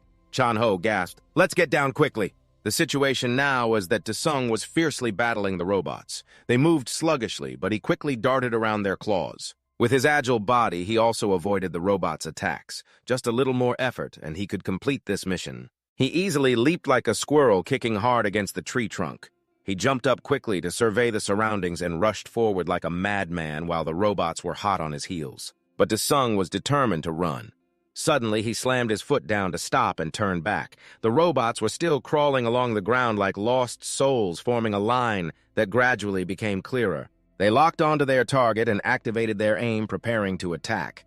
Unfazed, he defiantly raised his middle finger at the fools behind him, wearing a sinister smile. Humiliated to the extreme, the robots continued to chase him, but the ground began to shake violently and they remained oblivious. Desung had just reminded them that this was the predator's forest. Suddenly, a gigantic mouth with sharp teeth emerged from the ground, swallowing the robots whole. After a hearty meal, the monster began to sink back into the earth. The eating habits of this swamp whale remained unchanged. He happily hoped that the robots would have happy days in the whale's belly as it could digest anything. The system immediately notified him that he had met the conditions to reset his physical abilities. A surge of abundant energy quickly enveloped Desung's entire body. The eating habits of this swamp whale remained the same. He happily hoped that the robots would have happy days in the whale's belly as it could digest anything. The system immediately notified him that he had met the conditions to reset his physical abilities. A surge of abundant energy quickly enveloped Desung's entire body. Many magical forces have surged, and the system continues to send rewards, which is a weakness of the judges, and a short dagger immediately appears, making him gasp in awe. Some information about the item is provided. This is called the Judgment Dagger, classified as a weapon. It is a sacred artifact that judges often use to deal with enemies. Made from the skin of a golem monster, it can control the dagger within a maximum radius of 100 meters. The higher the magical power, the stronger the might, referring to the remote control feature. He immediately threw the dagger, and it flew 100 meters before abruptly changing direction and returning to Desung's hand. He felt quite satisfied with this new weapon. As he let his hand drop, it naturally disappeared. Engrossed in fighting, he forgot about the appointment with Chan Ho, and the teleportation gate was immediately opened. It brought him back to the real world, where a news broadcast was live streaming under the guidance of a male editor, announcing that a crack believed to be a gateway to the sky had appeared, causing the entire area near Nangok District to become chaotic. A similar incident had previously occurred in Daegu District. The editor then asked for the professor's opinion. The guest regarding this incident stated that the greatest responsibility lies with the person in charge of this area. Specifically, the Hunter Association, which is currently short on manpower, has hunters taking time off for holidays, causing delays in relief efforts. How can the people trust them? This stagnation has been occurring continuously, especially recently. Even on weekends and holidays, the associations must bear full responsibility for this incident. During the broadcast, a car was speeding down the road. The person inside was also watching the news and angrily cursed, "Those two guys must be insane. What do the hunters in the association earn compared to those gangsters? They are not prophets or spies to be blamed. We are extremely annoyed, and the guy next to us keeps rambling." The team leader irritably said not to complain anymore if they don't handle this incident properly. This team is also determined. Because the team leader, who is me, will be fired? Suddenly, a new live broadcast began. Currently, we are in Nangok District, where a mysterious hunter has appeared and has fought, saving thousands of people in this place. Unable to believe it, both decided to head straight to Nangok District that night. At the barbecue restaurant, thoughts of the corpses on the rooftop made the waiter shudder with goosebumps. Chan Ho also felt scared like him, but there was no way to get out of here other than sitting and waiting. Waiting for the rescue team to arrive, suddenly a loud noise startled both of them, and they quickly poked their heads over the table to look outside. The waiter hurriedly said, "Could this be the sound of the hunter team's vehicle?" But staring outside for a long time, they only saw the lights in the restaurant shaking. There was no further movement. Chan Ho frowned, full of vigilance and suspicion. "I wonder if that is the hunter team." It is not the hunter team, but a familiar person that made both of them open their eyes wide with joy. Who else but Desung, covered in blood? He was also clutching his stomach in pain, worried that his friend was seriously injured, but he was panting and turned to call the waiter, who jumped in fright, thinking he had done something terrible. It turned out Desung only asked for a fire to grill meat. Hearing this, both the waiter and Chan Ho could only be silent, not expecting that in this situation. He still had the mood to eat. Chan Ho shouted loudly, "Can't you see that corpse?" What eating at this time? Did those demons hit you until you were stupid? Inside the restaurant, there were pieces of flesh from a demon, and even a piece of pork was stained with the blood of those monsters. Desung squinted, looking, but saw nothing wrong. You just stuffed it into your mouth, chewing messily amidst the disgust of the two guys. Suddenly, a pair of black boots stepped in as the fully armed soldier next to the demon's corpse asked if everyone was okay. As soon as he saw him, the waiter joyfully exclaimed that he had been saved. The soldier's gaze turned to where Desung was sitting eating meat, quite surprised that a civilian could remain so calm.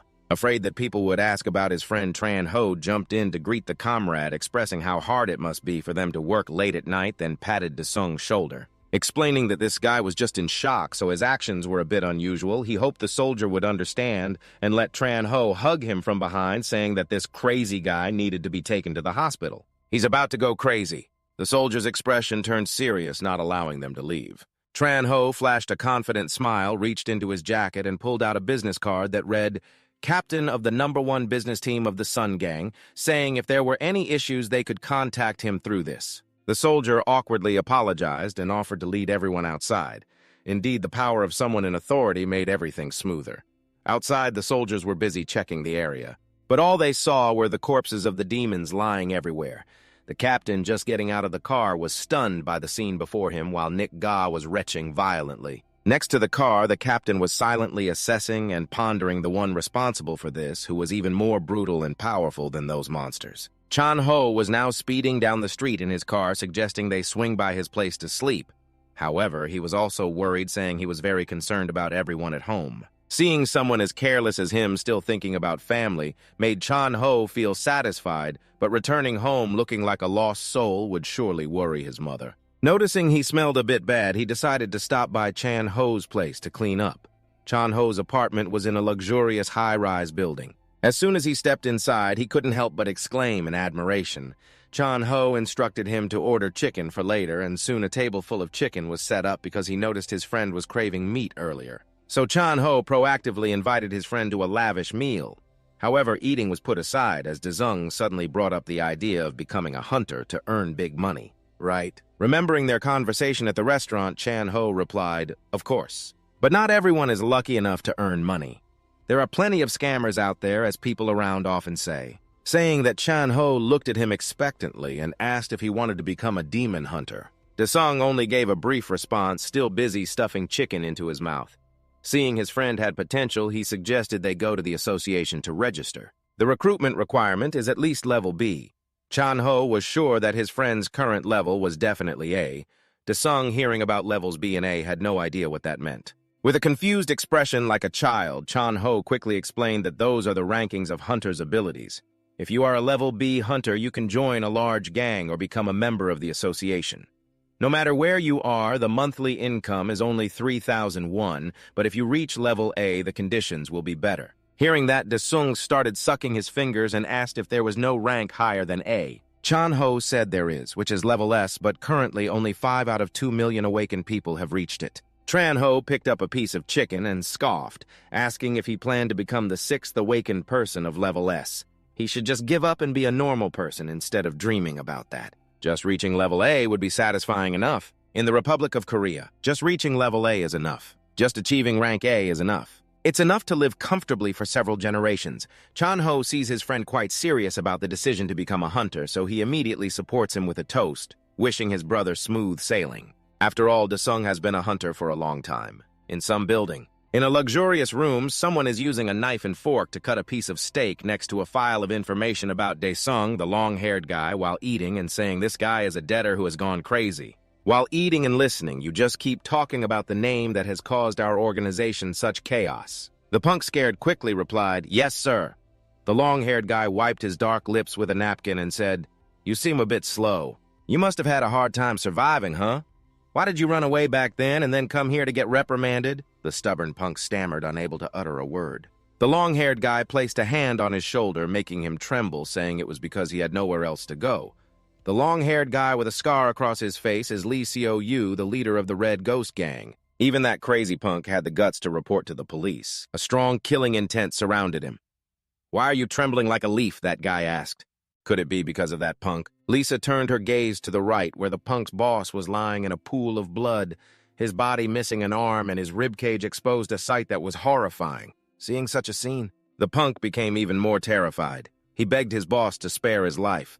Lee Seo-yu's hand moved from his shoulder to his bald head, suddenly leaning down and coldly whispering, "Even if the office is destroyed, the money in the safe will still be there. Yet now it has vanished."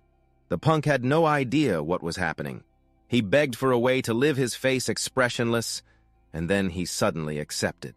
He agreed to trust his words, but not even a second later, the punk's head suddenly exploded like fireworks, blood splattering all over Lee Seo-yu's cold face. Ignoring the headless corpse that was bleeding, Lee Seo-yu ordered his subordinates to clean up. The next day at the Korean Hunter Association, Desung casually stood in front of the building with his hands in his pockets. Chan-ho crawled out of the car saying, "You need to find the staff at the lobby and tell them you're here to check your awakening ability. Then someone will come to guide you." Desung had already walked quite a distance. Chan-ho still called after him to remind him not to forget to use honorifics and not to speak bluntly to others or they would think you're crazy. "You better shout out loud. After you're done, remember to text me the results, okay?" The lousy friend Desung confidently walked towards the building where many people had also come to certify their awakening. Just as Chan-ho said, it might be the money that brought these people here in droves. This made him feel quite annoyed. In testing room number 3, Desung and other candidates were sitting and waiting for a long time, and he was unlucky to draw number 9. No idea how long he would have to wait. He suddenly received a message from his mother, who thought he was still at Chan-ho's house, asking when he would be home. Today, his mother had a backache, so she took a day off from work. He still didn't want to tell her about registering to become a hunter and had no intention of letting her know about this. So he had to lie that he was at Chan Ho's house and would be home soon. A few seconds later, his mother replied that if he hadn't had lunch yet, he should come home to eat with his younger sister, who had just bought some hangover soup for him. He also wanted to finish quickly and head home. At this moment, the secretary stepped out to call number 9. Finally, he could go inside for the test. Before he even entered, he heard a man's shouting echoing out. "What the hell do you mean I'm not an awakened person?" His disruptive actions made the staff extremely uncomfortable, only explaining that the device did not detect anything, and he immediately shouted, "I've told you several times already." The crowd waiting outside began to feel annoyed after waiting so long, especially encountering a crazy person throwing a fit. He pointed at his bald head under the bright light, saying, "My hair has fallen out like this, and I'm not awakened." The staff member fell silent while the secretary and the candidates outside burst into laughter, feeling a bit anxious as his mother was still waiting to buy some hangover remedy at home. He was still threatening that if the staff did not handle the situation properly, he would file a complaint with the branch manager when suddenly a hand was placed on his bald head, making him angrily turn around to curse the bastard who dared. Turning around, he saw the source of the intense killing intent like a demon, and he fearfully pressed his lips together, not daring to show his teeth, quickly explaining that it was due to a problem with the machine. "I am clearly awakened," he said coldly, looking at him. "Are you sure the measuring device is broken?" At that moment, an awakened staff member approached, suggesting he try it himself, and walked straight towards the machine, placing his hand on the sphere, causing it to emit several electric sparks. The machine began the testing process, and the sphere suddenly turned green, indicating a level C awakened person, meaning the machine had been functioning normally all along. And even very well, he was confused and speechless. Taking advantage of that moment, the secretary quickly sent him off, causing him to leave in frustration. Finally, the mess was resolved. The secretary apologized and invited him inside for the test. She then turned to chat with her colleague, but was promptly tapped on the head and told to focus on her work. Remembering his terrifying aura just now, she was sure this guy was an awakened person at least level B or higher at the headquarters of the Korean Hunter Association. In the branch office, the phone was ringing loudly. The man in the suit answered, and the voice on the other end said urgently, "Branch manager, you need to go down to testing room number 3 on the 6th floor." He asked back, "What's going on?" But the other person insisted that the boss should come down here. "It's better to see it with your own eyes." He quickly entered the elevator, thinking, could there be an awakened person of level S among those being tested? But he immediately realized he was being delusional. If there were an awakened person, the investigation team would be scrambling at the 6th floor where the candidates were in chaos. "Who is that guy? This is the first time we've seen such a case." The commotion made the branch manager hurriedly weave through the crowd to enter the testing room. He was startled wide-eyed when he saw the crystal sphere shattered into pieces. The level C awakened brother was hastily coming out, his face pale, glancing at him while explaining that when he placed his hand on it, the crystal sphere changed color. Continuously mixing 7 rainbow colors, the sphere now looked completely different from before, causing him to doubt whether this thing was usable. The staff member beside him could only awkwardly laugh, saying, "Well, it occasionally has some technical glitches," when suddenly a loud crack echoed and the surface of the sphere abruptly cracked, making the staff member panic. Suddenly, an explosion rang out and smoke billowed from somewhere, startling the candidates in the hallway. Inside the testing room, the smoke was so thick that even though the secretary had covered her nose, she was still coughing violently. He stood dumbfounded in front of the ability testing machine while the staff member was horrified, rolling on the ground. Seeing him standing still like a statue, he thought he was too scared and hurriedly asked, "Are you okay?" After hearing the situation, the branch manager was also at a loss. He believed this happened due to a malfunction of the testing machine. But all 3 crystal spheres were the same. How could it be that all 3 coincidentally malfunctioned at the same time? Seeing the 2 whispering to each other, he was confused, wondering if they were planning to demand compensation. "What should I do now? Do I need to retest?" The branch manager thought that if he continued to let him test like this, what if the measuring device broke again? He would have to pay out of his own pocket to replace it after some calculations. He suddenly turned to ask you if you are Desung, right? This is the first time we have to do this. So perhaps we need to make a judgment based on the supplementary test. In your case, we cannot make a decision based on the crystal ball, but must go through the evaluation of another assessor. Only then can we finally provide results regarding your level, raising doubts about the credibility of the test. But the level C brother has firmly asserted that the ranking is based on clear criteria, so you can rest assured about this. Amidst the somewhat exaggerated farewell from the group, they waited for you to walk away. Then the branch manager spoke up, saying he could no longer live with his fate. The secretary immediately asked if this crystal ball measuring device reacts to the power of another world within the awakened person's body, right? I'm not sure either. But perhaps the power belonging to the other world that you Handa-sung possess is beyond the scope of the crystal ball, which is why it exploded. Such a sharp argument. The level C awakened young man chuckled while the branch manager doubted that Desung was an SSS awakened. That could completely happen. The level C thought the secretary was exaggerating. He did not believe there was a possibility that you were an SSS person waiting to call Chan Ho to talk about what happened in the testing room and you had to take a supplementary test. Chan Ho asked if the measuring device was broken, why you had to take a supplementary test, and you replied that you broke it. Chan Ho yelled that it wasn't something you could just smash. You had only been tested for 5 minutes, so how could anyone predict the results? So now you have no choice. Other than to do well on the supplementary test and achieve a high score, Chan Ho told you to go home and rest first. He would send the test date and the exam later. Suddenly, a red light flashed from afar at the construction site. It made Desung alert, turning to look. It was a female sniper. She thought that no matter how you looked at it, she didn't see anything strong about that guy. Even if that person was a strong awakened, she didn't care. The sniper was preparing to pull the trigger when Desung turned to look directly at the scope having been discovered. The assassin panicked, his eyes wide in surprise. Could it be that he saw her? Since she started her profession, she had never been detected by any hunter. Suddenly, Desung tapped his head, wanting to say, "Shoot here, there's a lot of blood." Then the person glared at her, sending a message that if you're good, aim right here and shoot. Just as he was about to retreat, a command to fire echoed from somewhere, and the assassin immediately raised the gun into shooting position. Bang, a bullet shot out of the barrel, flying straight to where you were standing, causing an explosion with tremendous force dust flying everywhere. Dare to mess with me. A moment later, the dust cleared, and you were still standing there without losing a single piece of skin. The bullet used this time was not a normal one, but an aura bullet that had been flattened. The sniper then panicked, running for his life out of the building. Suddenly, the newly acquired dagger of Desung flew towards the sniper and pinned him in the thigh. A painful scream echoed, and he fell flat on the ground. Desung appeared from nowhere with an incredibly strong aura, causing the sniper to be terrified. You mocked him, saying it was a pity you aimed right at the spot. But even so, it wouldn't send you off. I don't move that fast, darling. The dagger on her thigh had disappeared.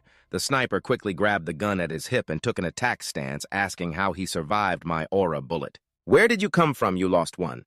You introduced yourself without hesitation as Handi-sung, the lost one from hell, feeling like you were being teased. You fired multiple aura bullets. With the sound of gunfire booming, shaking the entire construction site, the sniper still dared not let down his guard. Suddenly, you appeared right behind like a shadow. She didn't expect that after shooting, you would fall. In the dust where she had just shot, there was only a soulless black shadow that Desung created. Suddenly, his eyes turned red and a hand lunged to grab her neck and slam her against the wall. In the dust and smoke where she just shot, there was only a soulless black shadow created by Desung. Suddenly, red eyes flared up and a hand lunged to choke her and slam her against the wall. Being squeezed to the point of severe oxygen deprivation before I could rescue myself, a bunch of black hands crawled out from the wall, revealing a mass with many eyes, mouths, and hands like a pile of goo. It scared her so much that she temporarily fainted. Seeing that made her feel frustrated, having passed out before even doing anything. He moved aside to pick up some leftover bullet shells, ignoring the sniper hanging limply on the wall, unable to comprehend how these things could possess such immense power to destroy. Looking at the gun case, he noticed a picture of the entire family inside it. He threw a bullet shell at the sniper's head. When she woke up, she suddenly screamed like a madwoman. He immediately got to the point, saying, "Answer my question, or if you dare to make noise or talk nonsense, then I will put you on the altar right away." He threw the family photo and his personal information down in front of her and asked, "Who sent you?" The sniper, terrified, sweated profusely. She thought she couldn't reveal any information about the Red Demon Gang. Now, if I just randomly say a name, how would they know? She immediately mentioned the name Kim Sung-han, the muscular dog of the loan organization that he had destroyed not long ago. That guy said he was the one who cleaned out their money. Now she suddenly remembered the sum of 500 million. Thinking she had gained his trust, he suddenly shot something. It made a hole as big as a piglet in her shoulder. She screamed in pain while the pile of hands still held her tightly. He coldly interrogated her, thinking that a killer who obeyed so much was indeed suspicious. "If you dare to talk nonsense, I will make you die immediately." He gave the sniper one last chance to reveal the truth. "Who sent you?" The sniper didn't dare to disclose any information about the Red Demon Gang. If she didn't die here, then being targeted by the Red Demon Gang, no matter which way she chose, she would meet her end. Saying that, she suddenly raised her hand, trying to channel all her strength into it, then slammed it straight onto her heart. "Even if you ask 100 million times more, my answer will still be the same." Seeing that, he realized the sniper wanted to commit suicide, but he still had no reaction other than staring at her. The sniper continued to scream madly. Then he quickly drilled a hole in her chest. She had gone ahead a bit. The sniper, with an expression of utmost horror, never expected to be killed so absurdly. He coldly ignored her as she coughed up blood. He casually said, "You go down there by yourself. I'm tired of that damned hell." Blood soaked the floor. Suddenly, the sniper's body slumped down, sitting in a pool of her own blood, and she died. Seeing that, he felt bored because he had wasted effort all this time without finding the one behind it, that bastard. Now he had to clean up this mess. He didn't want to use it at all because this item always made him feel like he was plummeting without breaks. He summoned the diary with the keyword "Memories of the Dead," and shortly after he found page 134. At this point, everything could be resolved quickly. He continued to open the spatial portal. Most areas around here were very close to the crack of the heavenly gate. He needed to find something to cover the corpse. Otherwise, if someone discovered this stinking corpse, it would be very troublesome. In the vast construction site in a hidden corner, a blue tarp stood out with a hand lying in a pool of blood sticking out. So is it well hidden? At this moment, he had stepped through the portal straight into the divine hall. As soon as he appeared, the system sent a notification that the beast spirits here welcomed his return. Absolutely at the same time, the system also sent a question about which moment he wanted to recreate. In the Diary of Hell, page 134 records the prison that holds souls. This is the main weapon of the Demon King, one of the 15 lords governing hell. Along with the demon god, it is an artifact that can summon the dead by binding them with their own blood. These artifacts were created by prehistoric people. They were designed to be easily distinguishable from natural objects. Remembering the first time he set foot in the soul prison, he thought he could fight easily. But the commander he summoned was so weak that he could not control it properly. While he was lost in thought, the system sent a notification to recreate day 198 of the 67th year in the temple. This place is not like hell. It is where the corpses from Earth are processed. This time he had to use it wisely. After making a decision, he quickly selected to activate it. The system began to recreate the location of the river of corpses recorded on page 134, and suddenly the space around him started to warp. And dimly appearing along with the river full of corpses under the deep purple water were the remnants of skulls drifting lazily. On the other side of the river was the territory of the Demon King. Previously, there was a boat to cross this river, but now there was nothing. He couldn't even swim across the river. Just soaking his body in the water for a moment would cause his entire body to be gnawed by the corpses until it decomposed. The system displayed a notification window for the mission to receive items with medium difficulty, requiring him to eliminate the creatures from heaven that were occupying the river of corpses. The target is 20 white pillars within 30 minutes. Completing the mission will grant rewards and the protection of the evil spirit with a success rate of 50% for the soul prison. The notification just ended. Dasung was already in the sights of unidentified creatures. Then a series of bright purple eyes lurking in the darkness awaited approval for elimination. He looked up and discovered a swarm of strange robotic spiders hanging above. They were the white pillars of the direct race. The program for eliminating intruders in the territory of the robots was activated at that moment. They jumped down to prepare for an attack. One spider leaped forward, spitting out a purple ball, but he easily dodged it. The ball hit a rock, causing it to corrode immediately. Dasung understood that if he just defeated these, the system would reward him. It could be a boat. He quickly summoned the Blade Squad just as a giant robotic spider was falling. Dasung kicked off the ground, launching himself straight at the monster. He stabbed it with a knife, swiftly slicing down a line before gently landing. The robot suddenly fired a barrage of purple bombs from above. They rained down like a storm, forcing him to activate his red-eyed mode to fight. To him, this was nothing to fear, and he didn't have to dodge it like avoiding a curse. Despite the bombs rushing towards him, he stood tall, refusing to yield. His body emitted a protective shield that blocked the onslaught of purple bombs. Given the current situation, dealing with each one individually seemed necessary. They appeared to have no intention of backing down, so he dropped down with a single strike. Desung plunged down with a tremendous shockwave. The spiders had just jumped onto the rock and were thrown off balance, tumbling down to the ground. He dashed like an arrow, slashing wildly at the robotic spiders, causing them to bleed. He caught the core of the last spider with his bare hands. Then he crushed it into pieces, fighting fiercely like that. The system continuously displayed notifications that the mission was completed. The current success rate for the Soul Prison reached 50%. The reward was granted to the Absolute Being, and the system sent him a glowing sphere with a purple orb inside. The reward information was the protection of the demon. It was the armor named the Protection of the Demon, made from white material, which reduces physical damage and grants immunity to all attacks from corpses. He murmured to read it carefully once more, and then the system appeared with a question asking if he wanted to wear it immediately. But there is one more note that after wearing it twice, you can wear it as you wish. Startled, you look towards the river of the dead and suspect that you could use this to swim across. Looking at the river still rushing, you gradually sink into the heavy water. Suddenly, you place your golden foot on the shore and your whole body is enveloped by the armor. The system immediately updates with a notification that the demons admire the outstanding swimming ability of the Absolute Being. The demons of the temple are extremely sorry. Because they cannot help the Absolute Being, you angrily shout at the system, "No one told you to shut up." Just as you were about to move forward, a blinding light appeared. You step in and instantly disappear inside. At this moment, you have entered the territory of the Demon King. Surrounding you is a heap of desolation and ruins. There is not a single soul in sight. Even the ancient city of the Demon King has vanished. The system jumps in to send a message that the demons of the temple are extremely sorry for the disappearance of the Demon King's ancient city. You angrily say, "I am not a part-time worker, but isn't this the way to carry out missions in the ancient city?" You were about to check around when suddenly the ground shook violently. Still not understanding what was happening, suddenly there was a loud explosion right in front of you, revealing a wall. It continuously shot up high without any sign of stopping.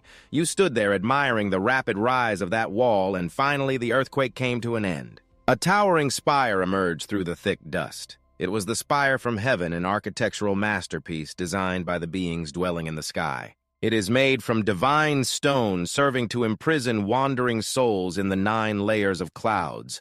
A large gate of the tower suddenly opened, and the wind howled ominously, looking very frightening. You are not afraid at all. Instead, you are thinking about entering it. If you do, the next mission might be activated. That's right, the mission to carry out Item 2 is currently in progress according to the log on page 134, the Soul Prison of the Demon King. This mission has a high difficulty level. You must eliminate 1,000 beings to reach heaven created by the spire. You only have 2 hours to complete it. If successful, you will receive a reward of storage and an additional 5,000 points specifically for the Soul Prison reaching 100%. Suddenly, a heavy foot stomped down on the ground. A monster in rusty old armor holding a spear gradually appeared before you. You stared, not understanding what kind of strange creature it was. Looking closely at its face, it seemed somewhat familiar. This is from the command order. As long as it belongs to the demon type, it will not have any hostile thoughts towards you. Suddenly, a horde of demons burst forth, crazily rushing towards you. Not wanting that eerie scream to overwhelm you, you also flex your muscles and roar. Surrender. The fierce aura radiating made the Commander Legion somewhat fearful. The monsters of the temple sent you a message apologizing for the rebellion of the soldiers. The message was sent not even a second before the crazies began to scream at you. You were unfazed by the situation. You immediately used several attacks from your skills. You suddenly realized that these guys seemed not to be equipped with cores. You wondered if it was due to that white pillar. The Commander Legion was growing in number, and they were sticking out their tongues as they walked. Seeing that they were not afraid of you, you summoned the Blood Demon transformation, and the system alerted you. Once this energy source is activated, it will consume a certain amount of HP every hour, and the attack power in all states and skills will increase by 300%. Your eyes burned with intensity at that white pillar. You had to break through immediately. You took a step back to gain momentum. You propelled yourself forward like a lightning bolt, slashing demons wherever you went. This sudden attack helped your speed nearly reach absolute point, using just one punch to send the whole group flying hundreds of kilometers away. The number of creatures you have killed has now reached 50 out of 10,000, and it has increased to 130 out of 10,000. At this moment, you have arrived in front of the wall where a group of demons is lurking behind the door. Indeed, it must be destroyed from the inside to be effective. But suddenly, a squad of command soldiers rushed out from the white bamboo as numerous as a festival. Without hesitation, they charged forward to seize the initiative, slashing wildly and then jumping to strike at the white pillar. A loud explosion rang out as the towering tower began to collapse, shattering into pieces. The white pillar was destroyed, causing the command soldiers to gradually vanish into the thick dust. You walk powerfully on the ground of this country. At this moment, half of your armor has turned black, and this transformation makes you even stronger. You have completed 100% of the soul collection. You receive a reward unlocking a rune along with 5,000 achievement points. Suddenly, 2 large orbs, one purple and one orange, appear. One is a specific item. The other is an item from the reward, but you are not in a hurry to take it yet. You want to check other items first. You command the retrieval of the purple orb, which immediately emits a thin mist. It then flies straight in front of you, and the reward information appears revealing its name as the Soul Prison, classified as a work of art. This is the only treasure that only the Demon King possesses. It can absorb the souls of the deceased and then merge with the blood of the owner, turning them into command soldiers. The special skill is imprisonment. When a subject is considered lost, their soul will be trapped in the artifact. Resurrection is the second skill. You can resurrect the souls of the deceased and use them as infantry. The third special skill is memory sharing. You can observe some memories of the command soldiers. The current number of souls being imprisoned is no more than 20. Your original goal was to collect zombies and secure information, but 20 is too few. Perhaps that is why you received this additional reward. You read the command for retrieval again, causing the orange orb to spontaneously ignite. The system appears with the question of whether you want to engrave the rune in the prison. Without choosing, you continue to command retrieval, causing the energy surrounding the 2 orbs to react. The system announces that the current number of imprisoned souls is now over 100. You take the glowing purple orb and suddenly crush it. The system immediately displays a notification of the soul prison. Holding the soul that is being absorbed, your goal has been achieved and you want to leave. But suddenly, a golden orb pops out from somewhere, making you feel confused. The system immediately warns that the monsters are writhing before the fierce energy. Emanating from the light, the monsters of the divine temple advise the absolute being to be cautious. As a supreme being, you are not obliged to heed their words. You continue to retrieve, causing the orb to glow again. It suddenly merges into your hand, creating a strange mark on your palm, and the mystical energy gradually fades away. Then it leaves a circular mark, and immediately a notification board appears before you while you are still in a daze, stating that the mission has been completed. LM appears with a score of 1 out of 3. You thought it was something wonderful, but it turned out to be a trivial mission wasting time. You feel very disappointed and summon the portal. Time to return to the real world. Just a few seconds later, you are back at the construction site in reality, but a new problem arises. The corpse hidden under the green curtain along with a pool of blood has suddenly vanished. Regardless of the world, you return home. As soon as you step inside, you see your sister peeking at the door. Before you can catch your breath, she interrupts you, asking where you have been to come home so late. The food has gone cold. Out on the street, you are a shark. At home, you are a little fish. Hearing your sister say that makes you a bit nervous, and you quickly apologize. Then she just sighs and urges you to hurry in to eat. As soon as you sit down, the hot dishes your mother prepared are already on the table. Just then, the TV is broadcasting news about the crack incident of the portal. Yesterday's incident was larger than the previous one. Seeing this, your mother immediately turns off the TV and suggests that the family focus on eating. You chew while saying that the world has changed a lot. Yesterday's event was on a larger scale than the last time. Seeing that his mother immediately turned off the TV and suggested that the whole family focus on having dinner, Desung mumbled while chewing that the world had changed a lot. Even monsters appearing in the news makes her uneasy, so she glanced at you and explained that she was afraid you would be shocked, which is why she didn't dare to tell you. I'm sorry for not being able to help you as a mother. Dung did not complain or blame anyone about that. As long as 2 people survive without being injured in this world, you should be very grateful for that, Grandma. She was extremely surprised by her son's maturity, while the younger sister, hearing that, shyly turned her face away to dispel the uncomfortable atmosphere. At this moment, he asked his mother and sister if they wanted anything. Jisoo frowned, acting as if he would buy something fancy for her. The meal took place in a very warm atmosphere filled with laughter. After a while, he called his friend Chan Ho, who was in the Soul Gang, to inform him that he would temporarily go into hiding for a while. Chan Ho thought it was due to a makeup test or that he wanted to train for something, so he wanted to lay low. He vaguely replied that he would lock himself away in the mountains. Along with the training, it was similar. Chan-ho thought that today Dae-sung must have eaten something that made him a bit slow, but he was very alert while making this decision. I discovered an insect, but it disappeared right in front of me. The body at the construction site vanished without a trace. Anyway, during my absence, it's troublesome. Please take care of Mom and Jisoo for me. Chan-ho fulfilled his responsibility as a good friend and immediately agreed.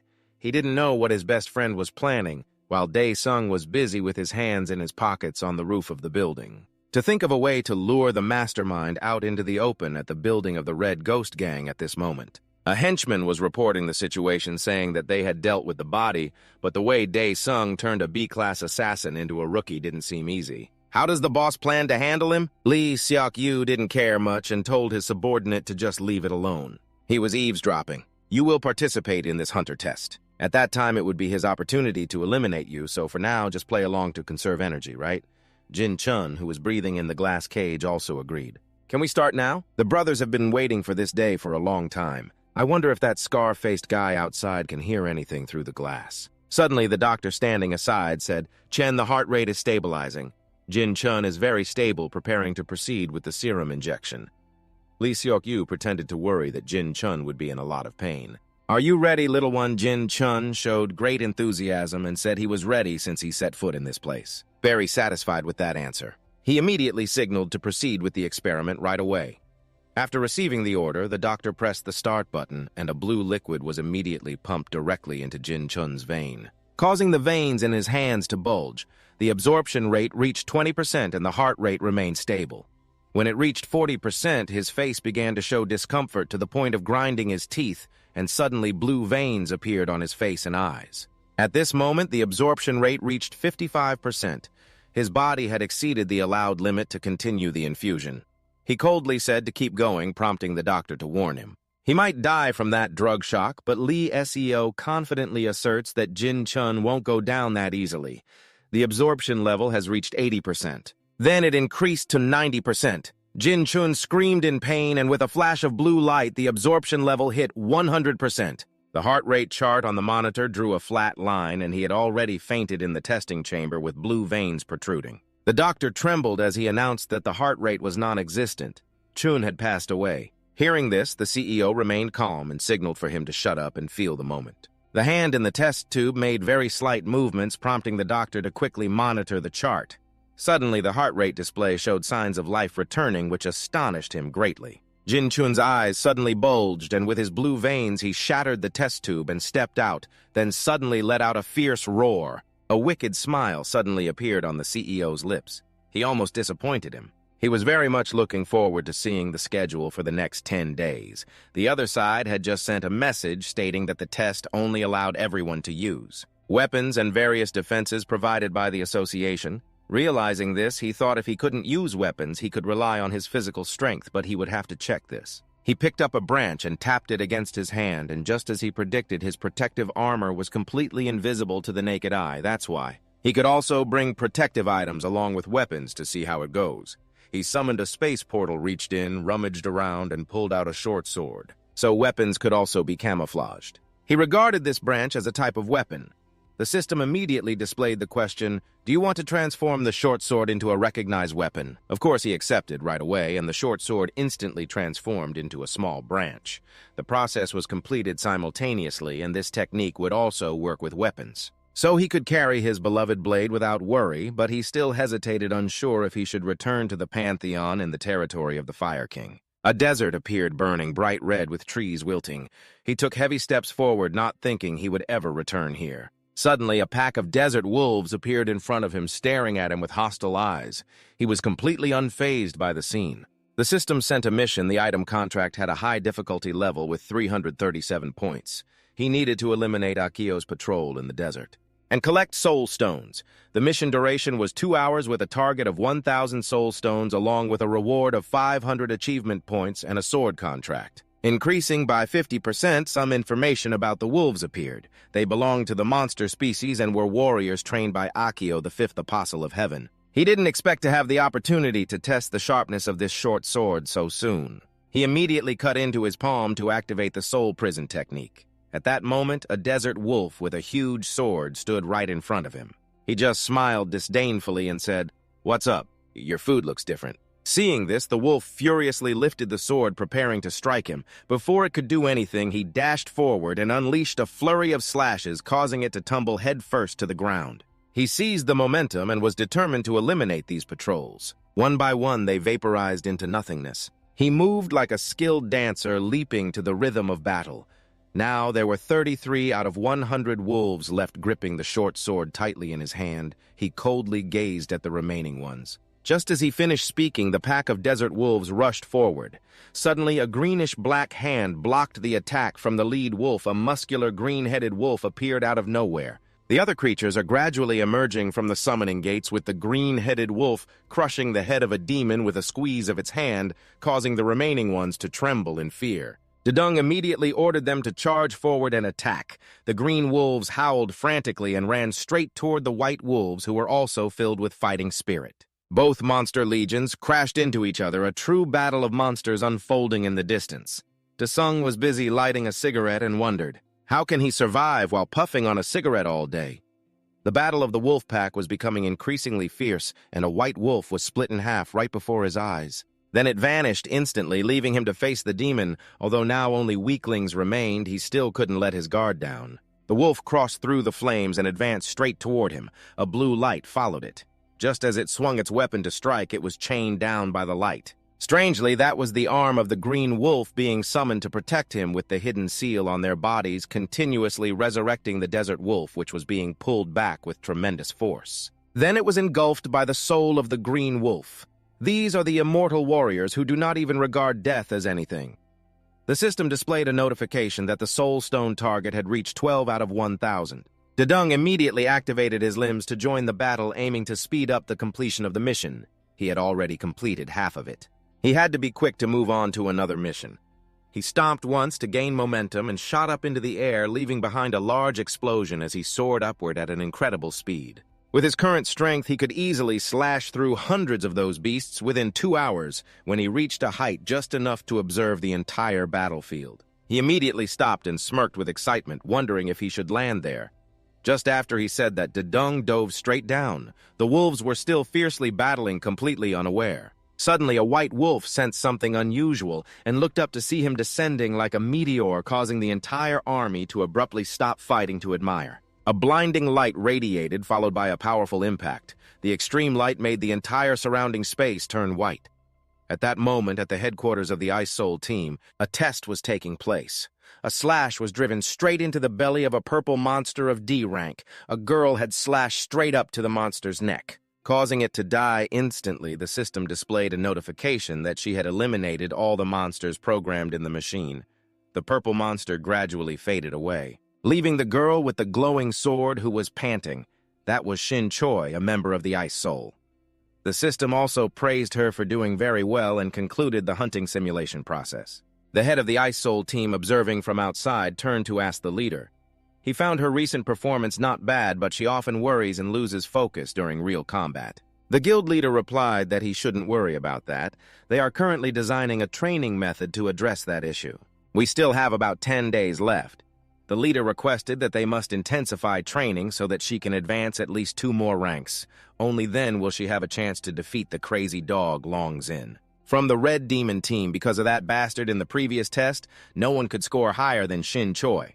But that was understandable since she was only at rank B. Meanwhile, that dog over there is at rank A. He said you will never know. What the Red Demons will do, the guild leader wondered if they intended to experiment with that thing after that accident. Weren't they banned from using new recruits for a year? The leader said, I think this time. They will come up with a more terrifying and mysterious plan. They are frantically preparing to reclaim what they lost that year. In the end, this first test will only feature Shin Choi and Zhang Jin. This will be the stage for the two to showcase their abilities, as long as there is no sudden involvement from the monsters. Messages from the monsters were sent to Desung.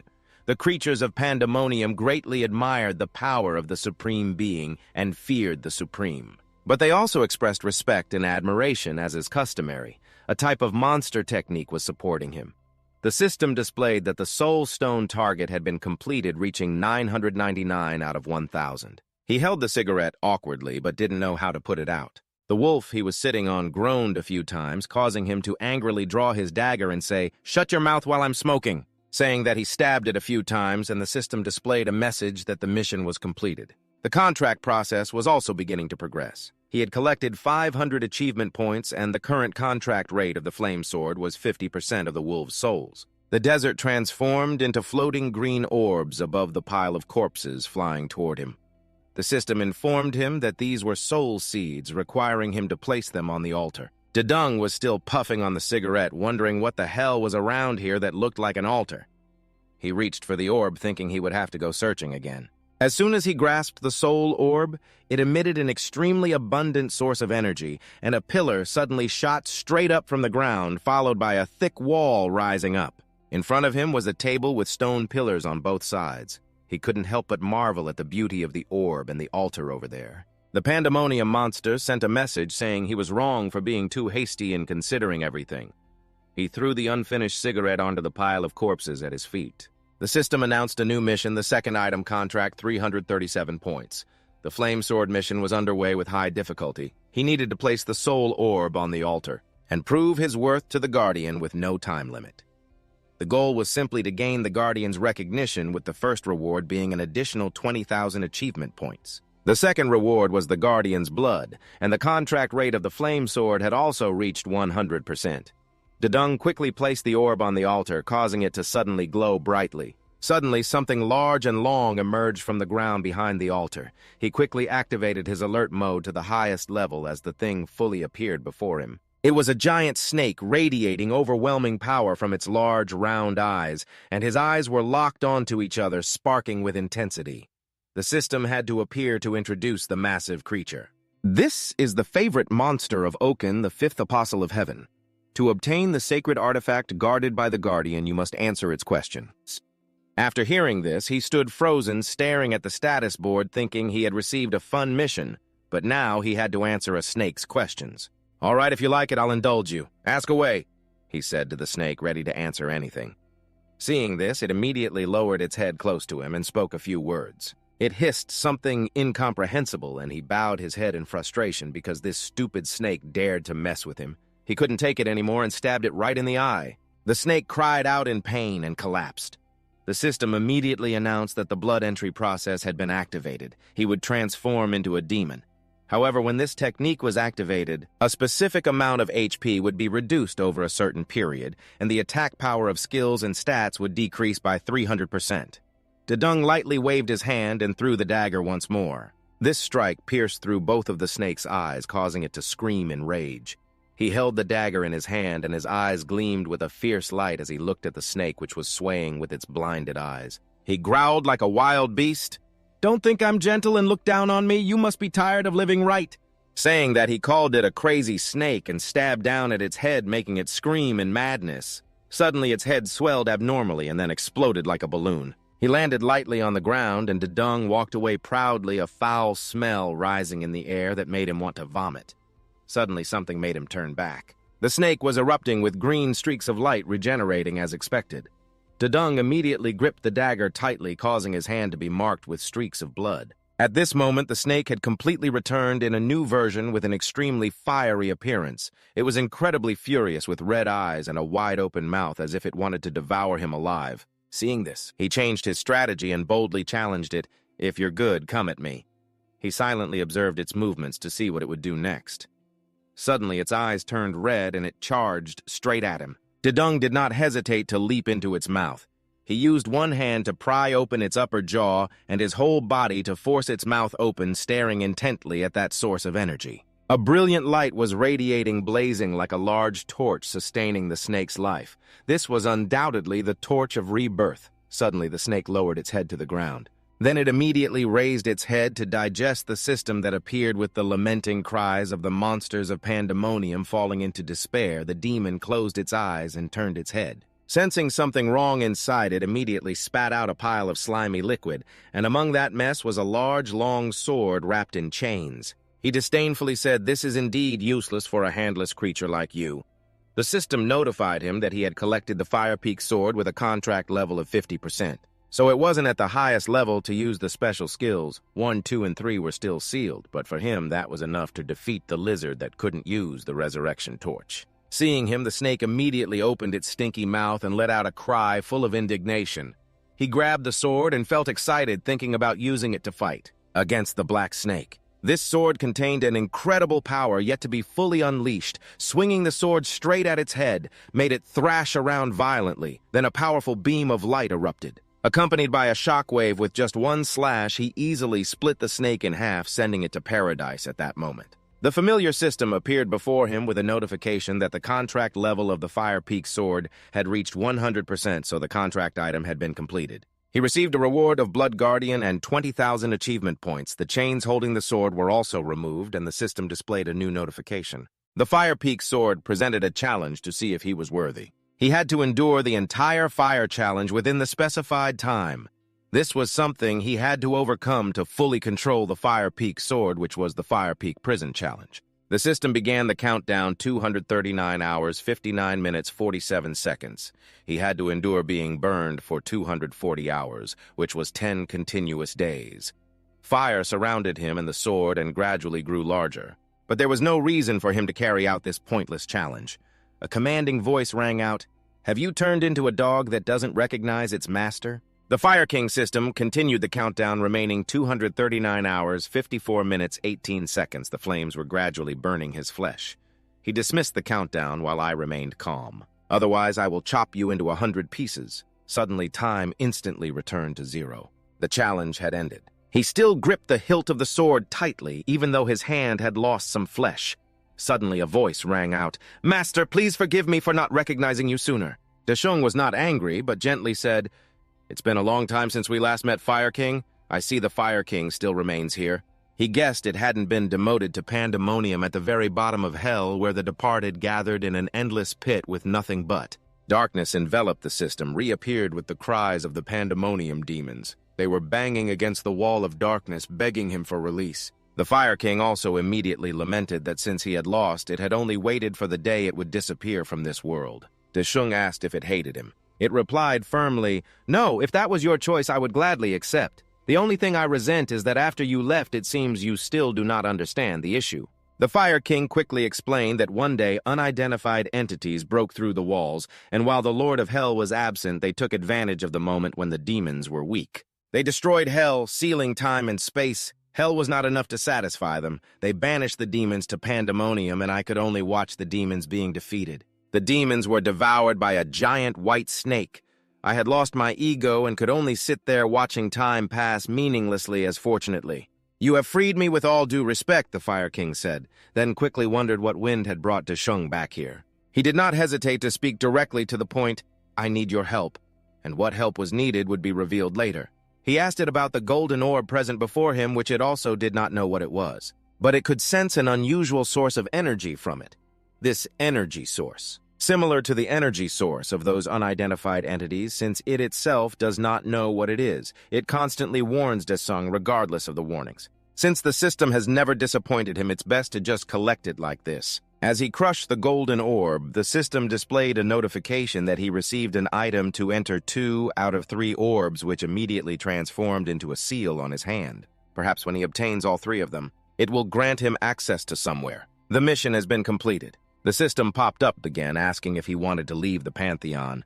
Deshung immediately refused as he wanted to return, but there were still many items waiting, which was the reason he stayed in this place. At that time at the Soul Guild headquarters, everyone was also excitedly discussing the video capturing the massacre of the goblins. Someone asked Chan Ho if he had seen it yet. He just replied with a casual yes, because basically he found it hard to say anything.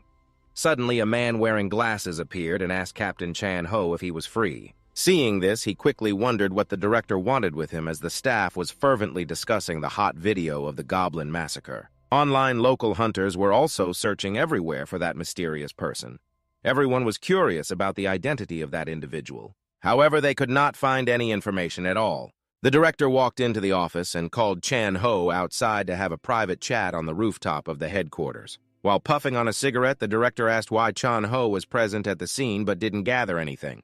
Hearing this, he felt a pang of anxiety. Why was he asking that, just when he thought the director was his friend? He would ask him to let him join at all costs. Chan Ho answered the director's question, "If I had, I would have brought you." Hearing this, the director's eyes sparkled like stars. Immediately after, he feigned regret, saying that if Chan-ho found something, he would definitely recruit him. Chan-ho forced a smile, pretending to be foolish, as there were only 7 days left until his license expired. Chan-ho asked the director what he would do next. He didn't answer, but instead fell silent, and the conversation suddenly fell into an awkward silence. To break the atmosphere, Chan-ho had to ask another question. "What's wrong, Shin-choi?" After a while, the director finally said, "It's nothing, I'm just worried that you might go too far." 7 days until the license test in a forest, Shin-choi was practicing diligently. The system announced that the simulation program would end in 10 minutes. Suddenly, a large rock abruptly emerged. She immediately took a leap. She dashed straight ahead and delivered a slash that split the rock in half. Just after executing that strike, within 2 seconds, another rock popped up right behind her. One side of the rock suddenly sank down, revealing a purple monster standing inside. The monster immediately crawled out of the box and teleported straight to where she was standing. Choi felt something prickly and was startled, quickly turning around, ready to swing her sword to fight. Suddenly, another purple monster appeared behind her. It caught her off guard. She was about to end everything quickly when that hand. They gradually disappeared in this simulated world. The system announced the end of the training program. The virtual world began to fade away. Choi looked displeased at the leader, who was observing from above. Seeing this, he called her up to talk. The system announced the end of the training program. The virtual world gradually disappeared. Chan-ho looked displeased at the leader observing from above, seeing that he called her up to talk. "It seems that you have reproached something that made her say that you always told me to achieve what I want, even if it's beyond my capabilities." Seeing that, he immediately steered the conversation to the issue of excessive physical training, believing that she understood her body and could continue strict training. The cold leader asked again, "Who exactly?" Then a screen immediately appeared in front of the two, followed by a chart showing on the left the data of a normal nervous system, and next to it was her nervous system measured by someone. He immediately asked her what was wrong, because according to the analysis, psychological disorders were a dangerous factor hindering her development, but she remained stubborn. She refused to speak and insisted that she had to be in the top 5. The leader did not think that she wanted to advance to that level. If she could reach level A, there would be many doors for her to enter, and her income and reputation would also rise. Hearing him say that, she crushed the water bottle in her hand, firmly asserting that those things were not what she desired, biting her lip and staring ahead with an angry look. "I just want to eliminate all the monsters that exist in this world." 5 days before the licensing test, Lee Seo-yu was walking into a highly guarded secret corridor, still wearing his usual expressionless face. He then stopped in front of an enormous, heavily reinforced door. After scanning his fingerprint, it immediately opened and a foul smell wafted out from inside, causing him to cover his nose and exclaim, "I didn't expect you to last this long. I need to change the facilities in the isolation area, especially the ventilation system and lighting." He saw a person in white sitting in a pool of blood, chewing voraciously. Grinding on animal corpses, CEO Yu had to call out Zin before he would stop eating and turn his bloodied face to look. Seokyu noticed that recently he seemed healthy, eating well, and the leader of the Pink Ghost Gang advised him to eat and rest properly to let the effects of the medicine subside. The bloodstains on his face and his eyes gleamed with a strong, murderous intent. Jin declared, "I will definitely be the star in the upcoming test in Hell." Before the licensing test 3 days prior, the system announced that he had just completed another mission and raised the level of the pact. He was cloaked, standing on a snowy mountain with a sword. The Fire Crown King asked, "Master, will you return now?" In response to that question, he decided to return to the real world after many days of wandering to complete missions. Finally, the day of the test arrived, with the awakening rate increasing by 25% compared to last year. With the significant increase in the awakening rate, the competitiveness of the first half of this year's Hunter survey was predicted to rise sharply. The association also announced that they would change the testing method starting this year to prepare for the large number of candidates participating. On the road, a Porsche was speeding by at high speed. Then it stopped at the roadside.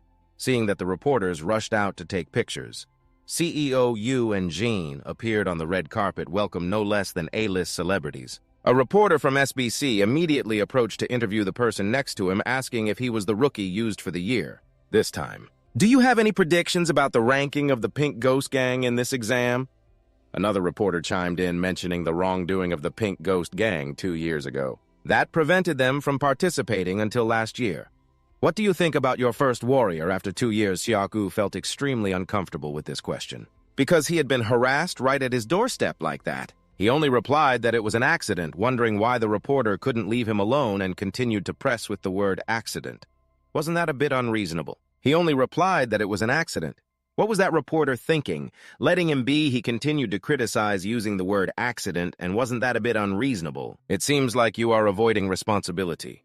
He suddenly placed his hand on the reporter's shoulder, smiling, and said, "We promised to play fair this year," and then the two left in a cool manner under the light. Flash was flashing as the two were heading towards the competition preparation area.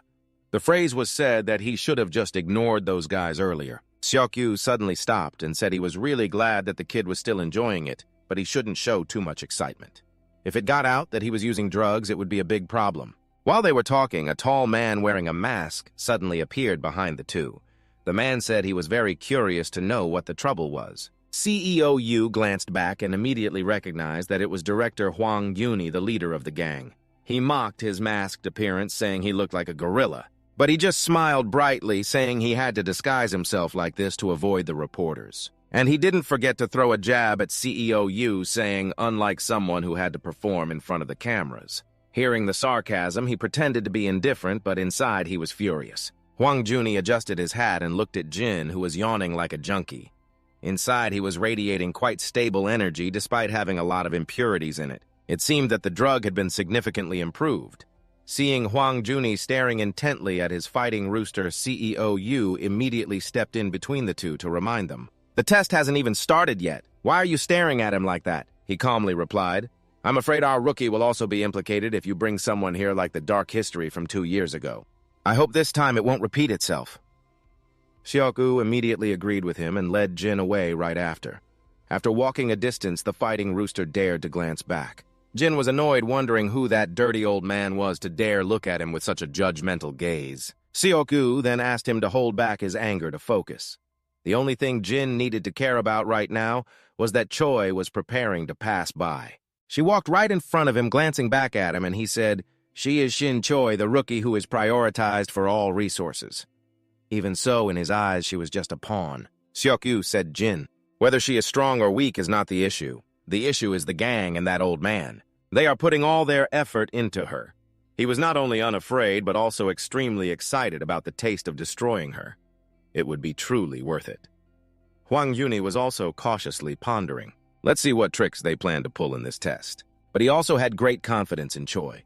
Suddenly, he sensed an immense source of power. A young man with a fierce expression, dressed very ordinarily, was approaching. He stared at him until he walked past. He was still completely stunned until Choi approached and called out, "Boss!" But he still had to watch the boy's back, seeing that the boss had no reaction at all. She called out again, but he only replied with a vague, "Be careful, Choi." She didn't understand what he meant and thought he was referring to the Red Ghost Gang, so she said she always kept her guard up so he didn't need to worry. But Hwang Yuni said it wasn't about being cautious of them, but rather that man over there. Dung was busy on the phone, apologizing profusely on the other end. Because he couldn't come here to meet him, Dung had sent quite a lot of stuff to his friend, yet that guy dared to say that if he didn't take it, it would just be trash. The announcement rang out that there were 30 minutes left until the competition began, asking the contestants to please wear uniforms and gather at Inspection Hall number 3. Dung was standing in front of a vending machine. Not knowing how to use it, he saw an instruction sheet stuck to it. The first step was to scan his fingerprint, then take the box from the exit below, and finally open the box to check the equipment inside. He carefully followed each step, and when a box dropped down, he looked down and felt a bit disappointed because the items inside looked just like paper. At that time, the contestants who had changed their clothes had gathered at hall number 3. The bald guy was also participating thanks to sending complaint letters and making threatening calls. He still stubbornly believed that the measuring device was faulty. He didn't properly assess his own innate abilities, and today he was particularly frustrated with a brat who dared to rub his bald head. If he met him again, he would definitely teach that kid a lesson. He was startled to see a hand suddenly appear on his head. Before the test even began, he was so scared that he wanted to drop out. At this moment, De-sung had finished changing and was entering the waiting hall with the registration number 104. Continuously waving his hands to warm up and stretch after gathering at hall number 3, the contestants moved into another room of the stadium. Shin Choi's registration number was 16, Jin's was 14, and De-sung's was 104. The other contestants had also arrived and were buzzing about the upcoming test. At that moment, the lights in the room began to turn on, suddenly shining extremely brightly. Right after that, 3 large glowing circles appeared above the contestants, making everyone wonder what was happening. Suddenly, a voice rang out, checking the microphone from the podium. A man wearing glasses and a black suit appeared and introduced himself as the supervisor. This time, the Federation had prepared a total of 3 levels each, with a different setting and specific requirements to complete that level. The contestants were in a frenzy because this was the first time the exam was organized this way. A hand was raised. It was contestant number 51 questioning when they would receive their weapons. The supervisor answered that in this test, contestants would not be provided with weapons. You are not allowed to bring anything except the protective gear you are currently wearing. The participants were very outraged. How could they compete without weapons? Suddenly, a voice chimed in. Nice to meet everyone. I am iBot, who will help you go further in this exam. The theme of the test is adaptation. You can show how well you can demonstrate your original abilities. Whether in the humid darkness of the night or the cold, dark night, the true value of a hunter does not lie in their equipment, but in the primal aura flowing from their blood. In other words, it relies on one's own strength. You just need to showcase your best fighting and adapting abilities. If there are no more questions, I will start opening the gate. While the contestants were bewildered by the exam rules, the shifting gate was being opened and a black hole appeared right behind them. The supervisor shouted, "Last row, go in," and did not forget to wish good luck to all the contestants. The first level of the circle was a challenge in the rainforest. The weather was scorching hot, causing the contestants to sweat profusely and struggle to catch their breath, with some even screaming. At this rate, I will turn into dried squid before the test begins. All the images from earlier were being monitored in the control room, where many people were watching every action of the contestants. Some people in the organizing committee were dissatisfied with the quality of this year's contestants, but others believed that this test was too difficult. Perhaps the whole group would fail. Seeing Choi on the screen completely unaffected by the heat, she tried to keep her mind blank to minimize energy consumption. Hwang Juni was very pleased with her performance. Next to Choi's screen, Jin was being rated higher because he was grinning, looking quite fine while glancing at Seokgu behind him. The judge thought that this time, the Red Demon had prepared thoroughly. He was very pleased at the thought of the old man beside Zahn being tense before the power of the Red Fighting Rooster. He glanced back and saw him wide-eyed. He did not expect him to be shocked by such trivial matters. In front of him on the screen was Desung, looking very calm, as if nothing was happening, making everyone extremely curious about who this talented person was. The CEO raised his eyes to the screen and was taken aback. That guy didn't even sweat a drop. The people in the control room believed he was using a shield by concealing it. Desung had consumed blood essence, but he did not expect it to take effect so quickly. If discovered, he would be disqualified from the competition. Desung still had 46 hours, 52 minutes, and 48 seconds left, and was not affected by external factors. The test had not even started yet.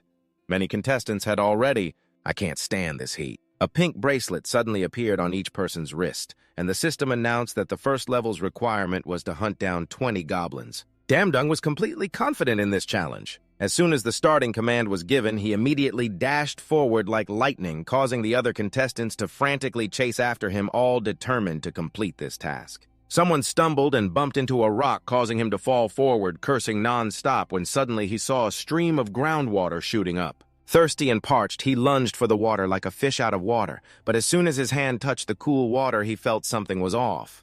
The water seemed to turn into a sticky substance. Gripping tightly with both hands, he was extremely frightened when suddenly his body was lifted up. It turned out that the water was from this giant sticky worm. It is a type that primarily lives in swamps and catches prey with that slimy liquid. The organizers announced that contestant number 94 had been eliminated and were deploying emergency protection. Jun's sticky head suddenly swelled up and burst open, revealing a sphere containing contestant number 94. When it fell to the ground, it maintained that state to protect the contestant from danger until the medical team arrived. In another part of the forest, Damdung was swiftly running as if searching for something. There was nothing he needed here, so he had to change direction. At this moment, 3 people from the medical team had also reached the sticky worm to rescue the contestant, when suddenly the messenger device of the scar-faced guy beeped. He checked it, and only saw a message tracking number 104. Han Desung's eyes glinted with a dangerous glimmer. A goblin had been spotted. It glared back with fierce eyes at anyone daring to approach. A contestant with a large rock in hand expressed regret, still thinking about attacking the monster from behind. With this, it would be so cool, but the red-eyed monster turned around, and who else but Han De-sung asked, "Do you think so?" The big bastard monster began to yell loudly as if starting a fight. These two entities began to charge at each other, and De-sung quickly threw the rock at the monster. The rock flew high above the opponent's head, and De-sung jumped up and punched hard at the rock, causing it to shatter into hundreds of pieces. Each piece dealt massive damage, continuously shooting towards the monster. The explosion shattered a corner of the forest, and everything was witnessed by the rescuer from earlier. He knew that was number 104 when they told him to find one of the participants whom he had never seen or heard of before. He thought they had left. It turned out this was not the first one. Adding this guy made 6 of them. But none of these names seemed to be lagging behind compared to the amateurs from the major clans. The rescuer thought that just hunting them down like this would be ineffective. He didn't want to use his hands at this moment at all, but there was no other choice. Summon the shadow of De-sung, the entity inside, to continue searching for the monster. The power had spread across a vast area of the forest, enveloping the distant trees in a cave of monsters. They seemed to have sensed it. This cave contained many monsters. As one overconfident guy went ahead, another quickly shortened the distance, thinking that if you wanted to enjoy a better prey, you had to be patient. It turned out they were waiting for the contestants, but the cave suddenly shook, making them alert. The noise grew louder, and turning around, they saw a young man. Who jumped in out of nowhere but Han De-sung? How annoying it turned out. You guys had dug a tunnel underground so I couldn't see any of you. Even after washing my eyes, the monster thought the prey had willingly presented itself on 2 legs. It seemed to know what was good. 1, 2, 3. De-sung was counting each of them, probably around 20. This made the monsters feel strange. "Why are you all so restless?" De-sung asked loudly. The magical shadow seemed to see you as prey, asking what your command was while looking at the group of monsters. De-sung laughed at these guys. "It's really funny. So you commanded the shadow to burn all of them down." Outside the tomb, other contestants were also eagerly participating. Choi Rang was using the skill to open the aura, helping her search a wider area. The circle was getting larger. Thanks to the high coverage signal, Choi Rang found a target immediately. She took advantage of the surrounding terrain and jumped, kicking right into a tree trunk by the road. Falling from above was a monster, and she immediately identified the prey. Choi Rang calculated that if she continued like this, she would only need 1 hour to complete. On the first floor, she quickly aimed at the monster that was trying to escape, gathering all her strength. The 4th one was killed, but just as she reached the prey, another person came and took the monster's head. This made Choi Rang unable to react in time. She turned to look at that person. It was Jin Cheol. The monster fell down, and Choi Rang immediately recognized him as a member of the Red Horse.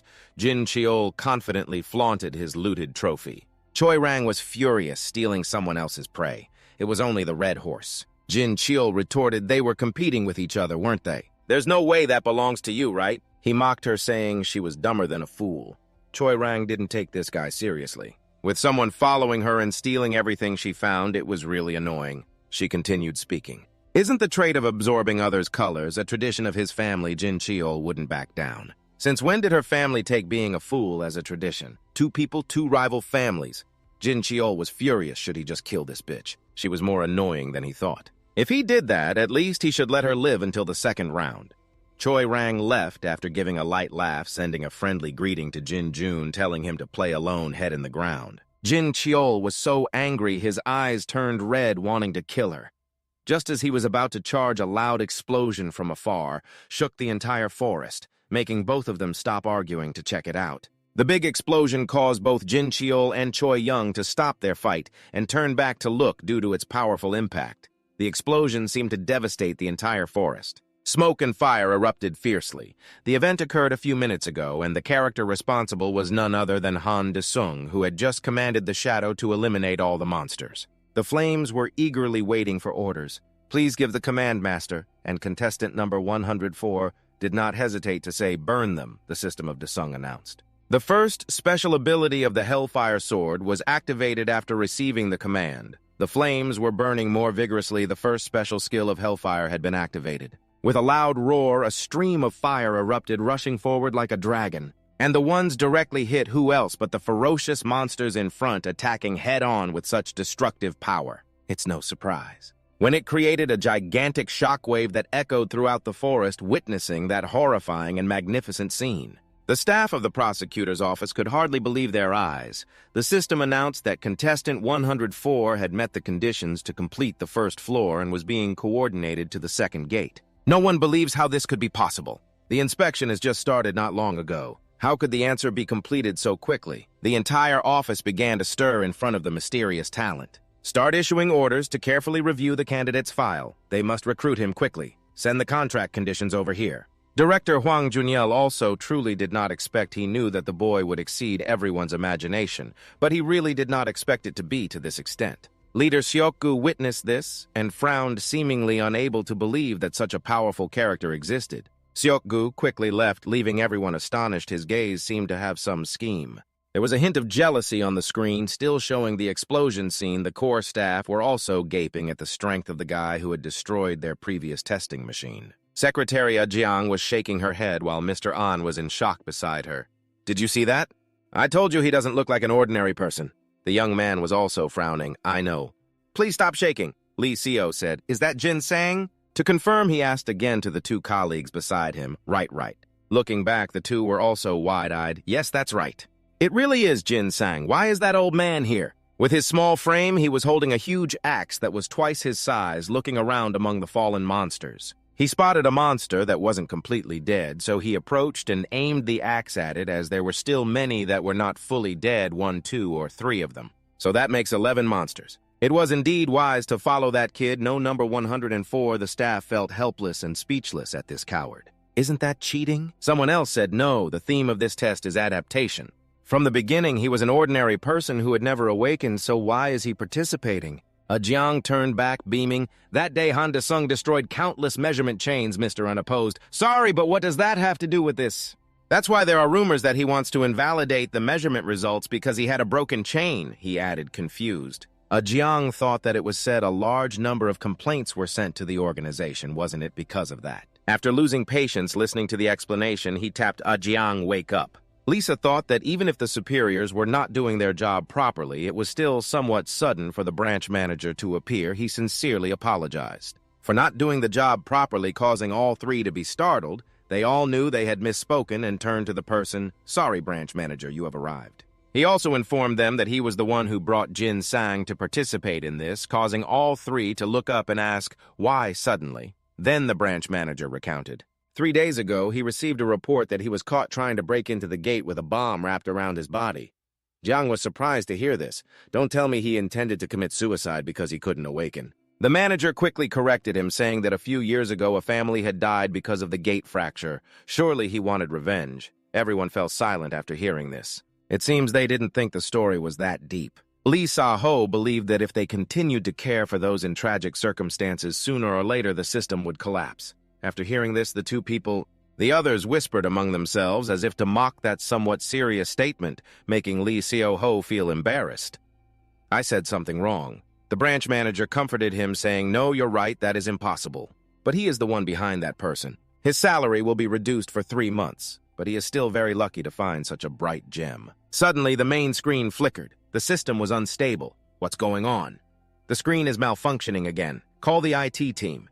The image of Han De-sung was also fading. At the headquarters of the Red Demon, the guards were watching very strictly as the handheld screen was thrown away. It was handed directly to the CEO's assistant, who informed him that the control team was probably in chaos. The assistant asked about contestant 104. Wasn't he supposed to be eliminated from level 2 or 3 by now? The CEO replied that was before the opponent surpassed Jin Cheol and eliminated him. That sounds a bit excessive. The CEO showed a disdainful look. He just wanted to conduct a small test to see how strong the kid was. The assistant thought to himself, "Is this really a small test? It's truly a very small test to inject the Empress mutation into the monsters around the level 2 gate." The rescue agent mixed thoughts about number 104. What a pity. That person truly has abilities, which is why they shouldn't have interfered in the game. The Red Demon created a potion that was directly injected into the mindless monsters, which quickly fell victim to the mutation potion, the noise echoing throughout the forest. Han De-sung quickly realized this. It seemed to come from the entrance of the level 2 gate. The CEO showed a contemptuous face. He would be even happier if he left. The mutation potions were gradually being injected into the monsters. The noise echoed throughout the forest. The monsters that were shot began to become more ferocious than ever, howling throughout the forest with just a cough. The ground and rocks around them began to rise from both sides, starting to attach to the bodies of the monsters, making them even more massive, as if they had an extra layer of armor. They transformed into swamp beasts with smoke-producing characteristics. After being upgraded to another level, the monsters could now breathe fire, realizing the mission was successful. The agent thought to himself that he had to leave quickly to report back. He would surely be rewarded handsomely. But just as he turned back, the mission warning sign exploded. For no reason, he realized this was a paralyzing agent. Knowing he had fallen into a trap, he cursed the CEO as a bastard. Right after being hit by the paralyzing agent, the agent began to cough uncontrollably. It seemed the monsters were very sensitive. They heard the noise and came towards the sound. The agent knew he had been targeted as he turned back. He knew this time he was doomed. The monster was right in front of someone's feet, and they had just stepped into the area where the incident occurred. Hain-sung felt like he had been walking in circles the whole time. His navigation device was no longer functioning either. Suddenly, he discovered a corpse. What kind of accident just happened? Seeing the body, which didn't resemble a contestant, Desung thought that the organization didn't seem to know about this. Feeling the atmosphere around him, Desung realized that something was holding him back right after that. Hundreds of pine cones fell from above towards Desung. With his sharp reflexes, he quickly turned to defend himself even against the smallest objects. But when the pine cones were struck, Desung realized they were not ordinary. They suddenly caught fire and then exploded with a loud bang. The explosive force was incredibly powerful. The blast surprised Desung, leaving him no time to react. Analyzing it a bit, he noticed it was absorbing fire more akin to absorbing mana. However, he couldn't use the skill he had previously used against the brains. Because it was still recovering, using it was impossible and within that thing, specifically the aggressive monster. It showed no signs of waiting. Immediately, the monster launched another furious attack, causing hundreds of pine cones to fly once again looking like bullets. As they were shot towards Desung, he controlled them with basic strikes, engaging in a contest of speed as he swiftly sliced through each pine cone. Realizing that this wouldn't work indefinitely, Desung activated his leg joints and quickly charged forward, disregarding the rain of projectiles coming at him. Waiting like this was truly bothersome. Desung decided to punch straight through it while the rain of pine cones continued to soar through the air. Desung quickly passed through them and charged straight towards the statue hovering above. The monster seemed to sense that prey was approaching and was eager to fight on this side. Contestant 104 was also raising his fist high, his cold gaze and ready stance indicating he was prepared for battle. In appearance, it seemed a bit uneven, but with these two powers. A terrifying earthquake could erupt in the forest, but as Han Desung charged in his face, slammed straight into the monster while his hands were still hanging. In front of him was a massive tree trunk that had been split in two, while Desung was thrown back to another area where a contestant was extracting fresh intestines from the belly of a monster. Who would dare to do such a grotesque act but Jin Jun? He was trying to wipe out the monster with unnecessary steps, leaving the creature nothing but a dry corpse. Not only were its insides completely extracted, but the announcement system also declared that contestant number 14 had completed the task. The first floor provided coordinates to reach the second gate. Jin Cheol thought to himself that because of that bastard, he had spent more time than expected lost in contemplation when suddenly, Jin Cheol sensed something behind him. A strange item appeared hovering right behind him. Jin Cheol quickly snatched the suspicious item box. With a calculating gaze, he carefully opened it to find an emperor's vial, 2 special compasses, and a letter. Opening the letter and reading it carefully, Jin Cheol realized something. The letter was immediately incinerated right after the mission ended. Jin Cheol realized that Han Desung, the one with the number 104, was still on the first floor, returning to the battle against the mutated monster. And after being deceived, Desung felt a bit regretful, praising the monster for improving significantly. He didn't want to waste energy on this cunning creature anymore. This young man once again called upon his shadow minions, commanding them to devour everything and lead him to the second gate. The pine cones emitted were indeed the richest source of mana. Desung utilized them for the shadow minions to absorb. Han Desung's task was to ensure that the pine cones couldn't touch him, then incinerate them for the shadows to consume. Each mana-infused pine cone that burns away is the essential food supply at present. Han Desung confidently believes he will return stronger than before. The group of phantoms, after consuming enough nutrients, received orders from their master and rushed towards the monster. They charged like moths to a flame, still holding half-eaten pine cones in their mouths. Gradually, they formed a thick, slimy mass. The monster sensed an enemy approaching and prepared to fight, but what it did not expect was it was battling something from hell. At that moment, the phantoms had formed a black object unleashing beams that struck the monster hovering above. They surged forward, taking the shape of hands holding the projectiles launched by the monster, blocking them. Hansung smirked disdainfully after the shockwave passed. The control room screen finally regained some signal, and everyone was eager to watch the journey of that talented contestant. Here it is. They could once again observe every move of number 104. Quickly zoom in on him. Is the screen really fixed? What is this cloud? Isn't the first floor supposed to be a tropical rainforest? Quiet down, one person commanded.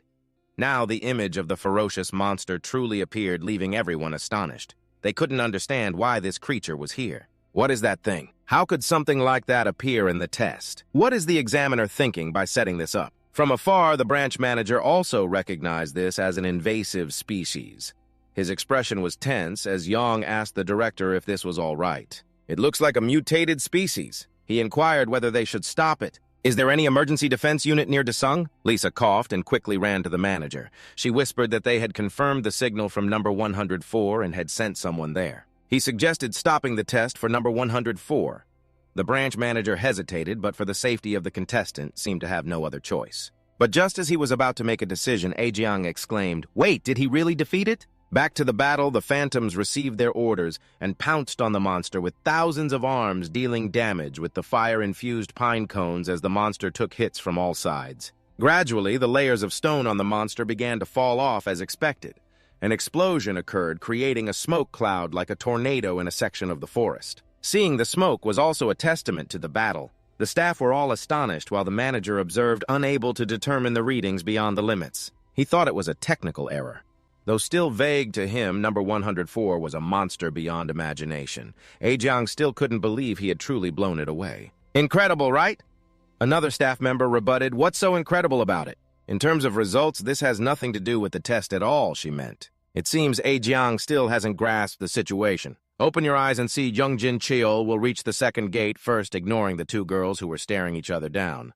Lee Seo-ho still asked the manager, "Should we retract the order to send someone?" The manager believed it wasn't necessary. Just leave it and have them report back on the situation there. The manager thought it wasn't necessary, just leave it there, and while you're at it, tell them to report the situation there. On the side of contestant number 14, he is trying to find his way using a compass. Jin Cheol is quickly searching for the right path somewhere around here. Upon reaching a location, Jin Cheol suddenly slams to a stop. It seems he is getting closer to the gate. The smoke dissipating quickly means that the battle has also ended. But what does that have to do with him? He will arrive sooner. The compass is evidence that has been destroyed. Jin Yoan has a confident expression to see how you will handle this. On the battlefield where the fight broke out, a stream of blood is poured directly onto the body of the monster that has just been defeated. Desung is using hellish blood to water it. Summoning the Sirio army, the monster that seemed to be asleep is now revived by some strange power. The staff is still observing, confused about what he is doing. What is he planning to do? The mutated monster officially awakens. Seeing this, the staff is extremely surprised. It not only comes back to life, but is also stronger than ever. Desung tells it to hurry up, stop pretending, and move. When scolded, the monster becomes fearful and quickly bows down, begging for forgiveness from its master, Desung. Desung kicks it and the monster flies away like lightning. Jin Cheol has arrived, secretly mocking as expected. He thinks Desung will never be able to rank first. But while being complacent, an object rushes past like the wind overtaking Jin Cheol.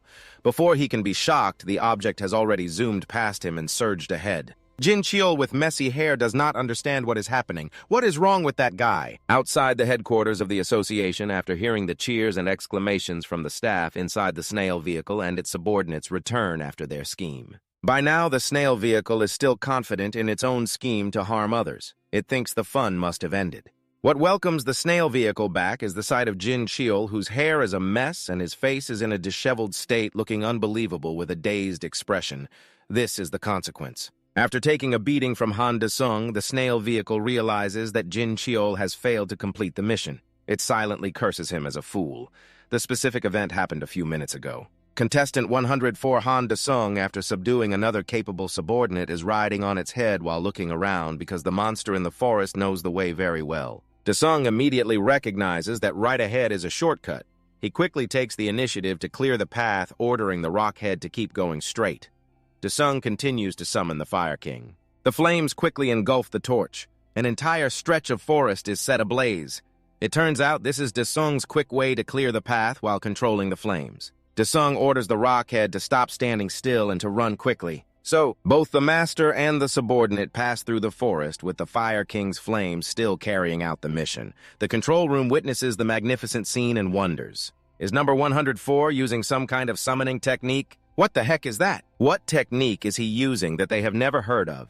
A staff member starts to analyze, wondering if it's due to some light. Similar to psychic abilities, what he can do is feasible in today's era, so it's not surprising. The female staff member debates with Ajiang, also yielding. Besides this test, he also has skills in making YouTube videos. He even filmed a sci-fi movie by himself. Why not take the opportunity to defeat Yongjong Cheol or Son Choi Jiang as well? Suddenly, someone slams their fist on the desk, creating a loud noise. Everyone seems very surprised and looks back at the source of the sound. Is there anyone else besides the snail car who is angry because their item just made a mistake? Everyone is quite astonished by that impulsive action of the snail car.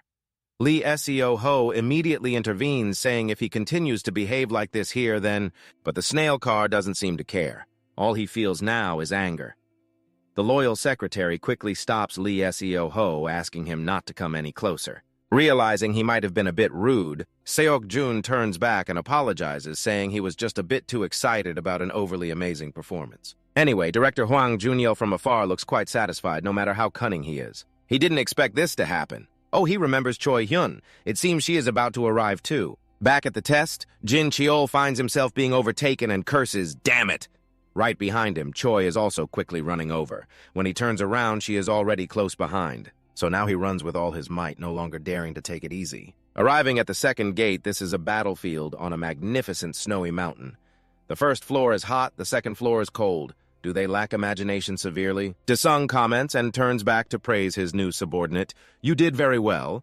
Quickly, the subordinate retreats, realizing this is not a place for it to go. The system has appeared and congratulated contestant 104 for being the first to reach the second floor. Desung asks the system if the others have not arrived yet. Now he can start. The system announces that based on the top 5 players, each will start at a different gate.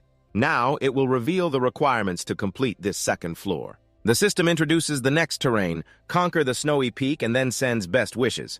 Desung analyzes the terrain. He cannot measure that height accurately, but it must be over 5 kilometers high. Thus the journey begins. Desung also starts in a pure form even though he is just beginning. He already feels extremely troubled. As a promising character, the drones around Desung are also numerous. If only these things weren't here. Here he can use that. The other members have also arrived, so the drones follow them down looking down. Desung thinks to himself, I heard that C and D rank people make money by doing labor. But even so, they have awakened, right? It turns out Jin Cheol is secretly cursing this test. Why does everyone have to start from different points? He thinks to himself that if this continues to irritate him, there will be no way out. He won't be able to vent his anger unless he takes out that bastard. Noticing someone approaching, Jin Cheol turns around. What is it this time? Zin Sang. How could he make it all the way here? He is hugging his frail body amidst this cold. His fingers can't even move. Is this the end? He sees the drone beside him. If it stays here, he can't act. So he comes up with a plan. He will deal with this pesky fly first. Jin Sang tries to slap his face to wake himself up. He doesn't want to think about his loved ones who are slowly dying. After receiving mental strength, the old man tries to push through, telling himself he isn't cold at all. But right after that, he is swept away by an avalanche, crying out for help in despair. Who caused it but Jin? What exactly is he doing here? Stop cursing, Jin, you bug! Just go die! Suddenly, the screen went dark again and the whole room fell into chaos. What was happening? The drones broadcasting live seemed inactive. It appeared that the entire video system had been interrupted. The distant vehicle didn't say anything more. It seemed he knew the reason for this. He thought to himself that it must be about to start. Don't let him down again. Jin is hanging on as the snowstorm intensifies and the other contestants are gradually arriving, so they just need to climb to the top right. One person thought it shouldn't be a problem. They were the strongest alliance. Before he could finish his sentence, he was kicked straight into the snow by the crazy guy. The teammate was also surprised by this incident. Since when did Jin Cheol become such a giant? He tightly grasped the head of the poor contestant. He screamed madly, holding the head like a small animal. The Emperor of the Champion Aqua had a miraculous effect. He would kill anyone who dared to stand in his way. Over here! Choi Rang was quickly completing her part of the test, just as she thought the connection of the measuring devices was too unstable. Realizing something was off, why were all the electronic devices suddenly malfunctioning like this? The drones were finally destroyed. Of course, this inadvertently played into Desung's hands. It must be broken, which is good. Now he can easily get up there. Abandoning the ordinary journey, Desung summoned the Dragon Slayer Night Valkyrie armor, allowing himself to fall freely into the snowstorm. Choi Rang felt something strange beside her. What is this giant aura wave? Not knowing the reason, a creature with giant wings flew high, which surprised her even more. It was number 104. Could he use aura to fly up? Choi Rang could only stare in disbelief. Desung was still focused on using the armor to fly to the mountaintop, returning to the crazy Jin Cheol. He was venting his anger with powerful punches. The innocent contestant had to take the full brunt of this monster's rage. So caught up in venting, when he looked back, Desung had already flown high at some point. Jin Cheol now realized he was cursing that bastard. Did you drink the Emperor of those crazy birds? Happy returning to the main task? Jin Cheol now ran like the wind. Weight number 104, Director Hwang Juniel-ung had become furious. He demanded to stop the test.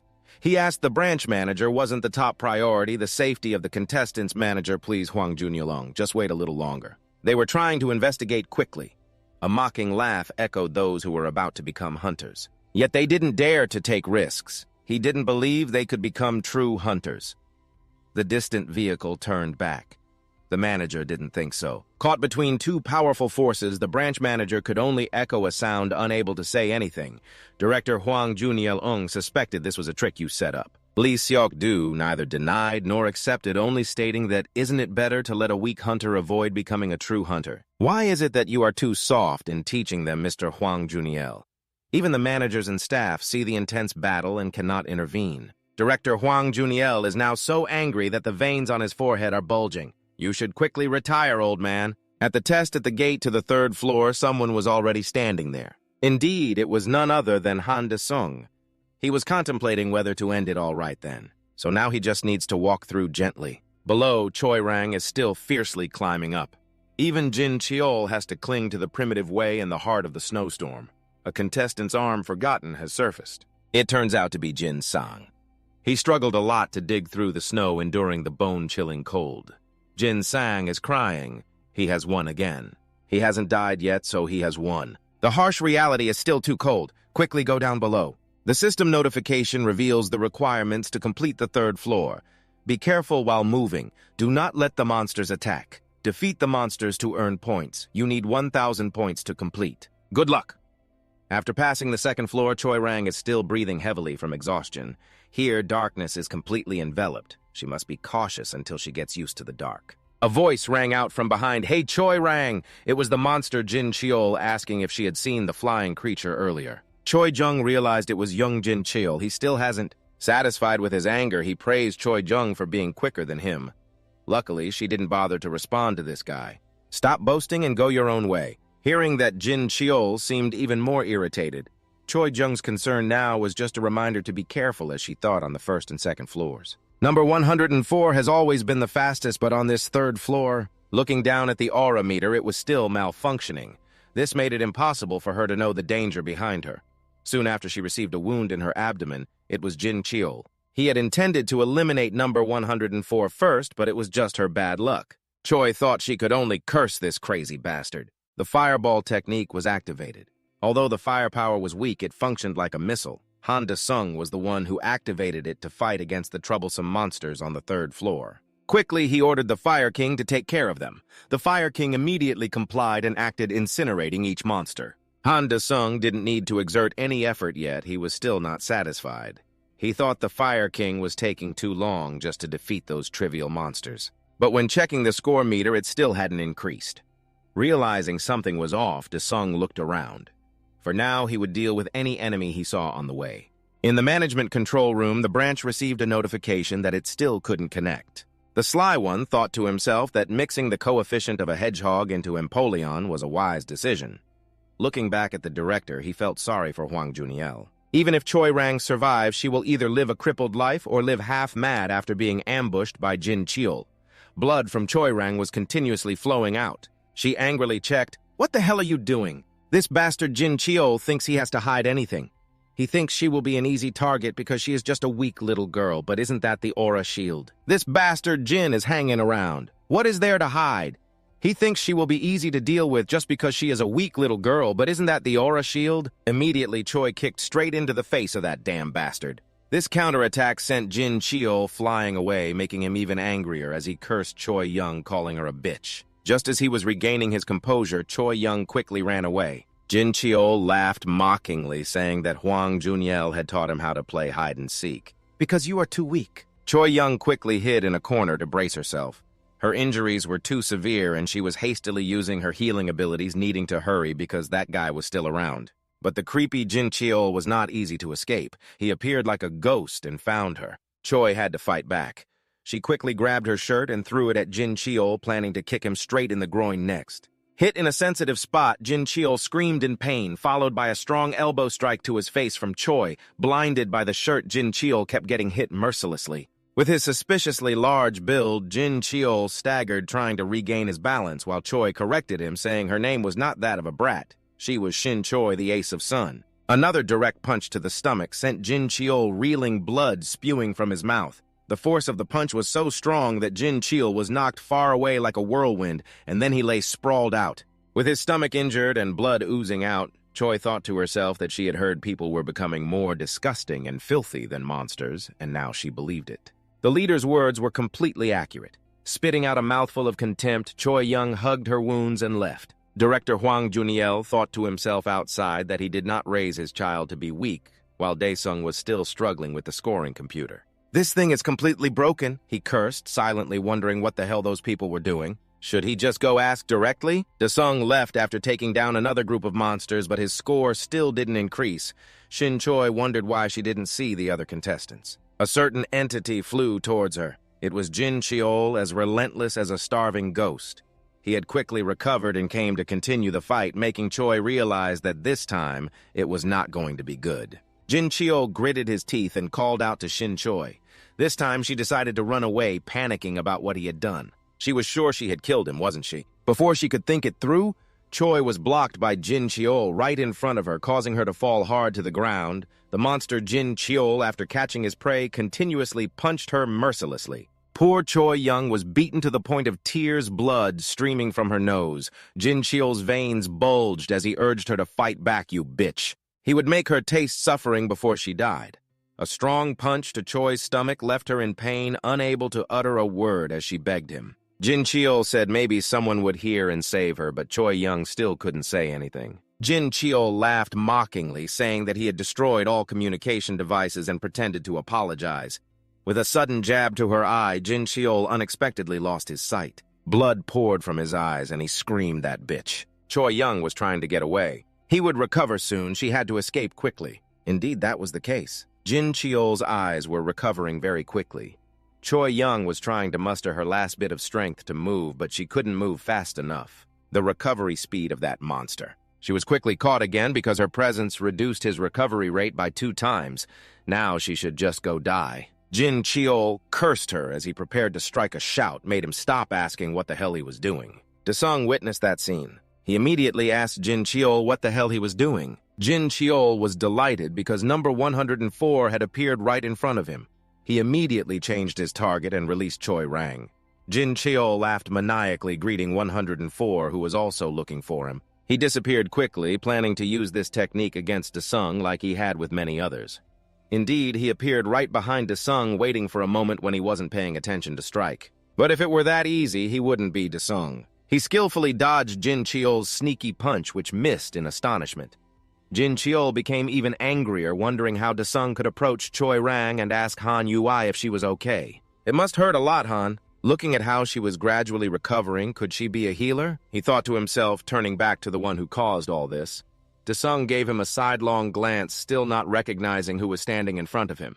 Jin Cheol complimented Daesung, saying he seemed quite capable. Daesung turned back and asked him if he was the one responsible. Jin Cheol thought Desung was asking about Choi Rang, saying that the bitch didn't know her identity, so he just taught her a lesson. He also mentioned that Desung would soon be like her, so there was no need to worry. Desung interrupted his thoughts, indicating he wasn't that concerned about others. Jin Cheol was the one who broke the scoring device, wasn't he? Jin Cheol finally understood.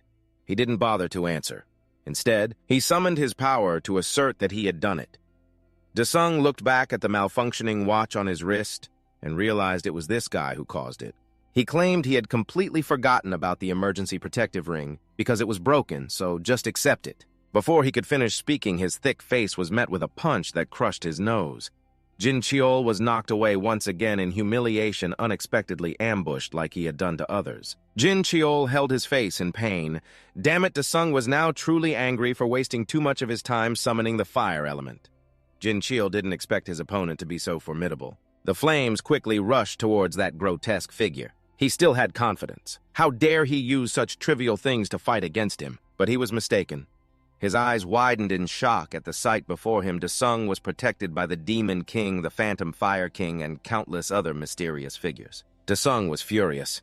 This bastard had really made him angry. In the control room, it was reported that the network for the second floor had been restored. The manager asked her, "What about the third floor?" "The network on the third floor is being replaced, so it will take about 30 more minutes.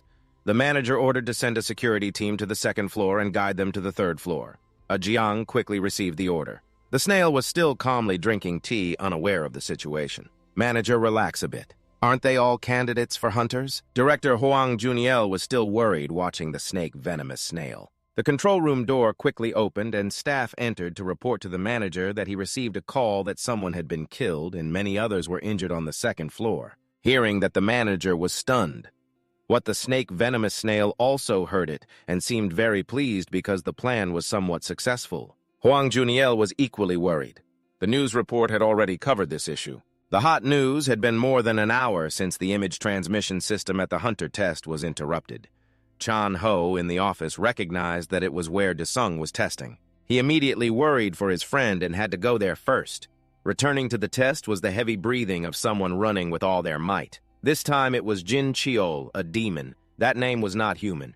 But not long after running, one of Jin Cheol's legs was chopped off so he couldn't run anymore. The pain quickly surged, and Jin Cheol was agitated his leg in one direction, his body in another. He then successfully landed on the unstable ground, and now there was no way to recover in time. Jin Cheol's face was pale, and he had only one chance left to recover. Desung approached him, saying he heard that the bugs in hell would recover on their own when their bodies were severed just like him. Jin Cheol was terrified and screamed loudly just as the third floor's life support was reconnected. The control room quickly dispatched a security team, and the image on the screen made Cho's head spin. Du was completely taken aback. What was happening? He never thought the image of Jin Cheol kneeling and pleading would appear like that. It was a Jin Cheol who was desperately begging for mercy, asking to be spared this time. He had only one chance left to recover. Please spare him, Desung thought, but it didn't sound very convincing. You only have one more chance, then you're done for. Were you planning to cut him in half to see if he could recover? Jin Cheol was terrified. If they cut him in half, the recovery power of the ghouls might not be enough. Desung noticed the camera was on. Was it working? A thought flashed. If so, he would spare Jin Cheol if he answered his 3 questions honestly. Jin Cheol, hearing this, became alert. Really? Thank heaven for justice, Jin Cheol pointed the stick at this evil demon's head. But he would cut him in half if he dared to lie. Jin Cheol was so scared he couldn't dare to lie anymore. Desung began by asking him if he was the one who caused the chaos at the exam hall. The ghouls started to feel anxious, along with Director Huang Jr. All the staff were waiting for the answer to the first question. Was Jin Cheol the one who caused the chaos at the exam hall? Caught red-handed, now Jin Cheol couldn't deny it. He stammered and couldn't say a word, that bastard. Desung, losing patience, looked at how he was answering and asked, "Should I cut you in half and ask after you have been reborn into 2? It would be more fun to split 2 versions of you into 4, right?" Hearing the threat, Jin Cheol couldn't stay silent anymore. He explained that it was all his fault, and it seemed Desung was very satisfied with that answer. Jin Cheol knew he was in deep trouble now, but as long as he could keep his life, that was fine. "Who ordered you?" Desung asked for the second question. Jin Cheol was terrified, but right now the most important thing was that he had to survive. He admitted he had received orders from the leader of the Red Ghost gang to weaken the forces of other gangs. He was just following orders. Red Ghost Desung emphasized, and the control room was thrown into chaos again. Is Deng Jin-cheol really speaking the truth, the leader of the Red Ghost gang? Lee Seok-do now. Lee Seok-do can deny it, but the earth is shaking, and he's furious at that damn bastard. He went back furious with that bastard assistant who was blaming him to save his own skin. Quick, catch him! A voice rang out, making him stop. The branch manager expressed that he would listen to his explanation at the Hunter Investigation Bureau. Damn it, how can he fix everything now? Seok-do began to think. Calm down. He told himself that he would stop by the Hunter Investigation Bureau at a more suitable time. Lee Seok-do bowed his head in submission. No one expected this. The Red Ghost gang left quickly. Deng Jin-cheol, that bastard, dared to bite back at his master while Seok-do had painstakingly taught him all this time. He told himself he would chop him up. Jin-cheol would be turned into 100 pieces and fed to Seok-do's secretary. Seok-do immediately wondered if he really had to bow his head like that. Hearing this, Seok-do stopped. That fool if he uttered one wrong word in there. Then Hwang Juniel-ung would immediately send him to meet the heavens. And indeed, Director Hwang Juniel-ung was in a furious rage. The branch manager quickly thanked him for holding back for the association. Hwang Juniel-ung said he wasn't doing it for the association and then immediately left. He told himself he would deal with all this trash once and for all.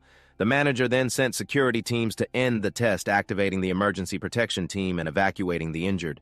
But the survey was still ongoing inside. Deng Jin-cheol was scared, swallowing hard, unsure of what would happen next.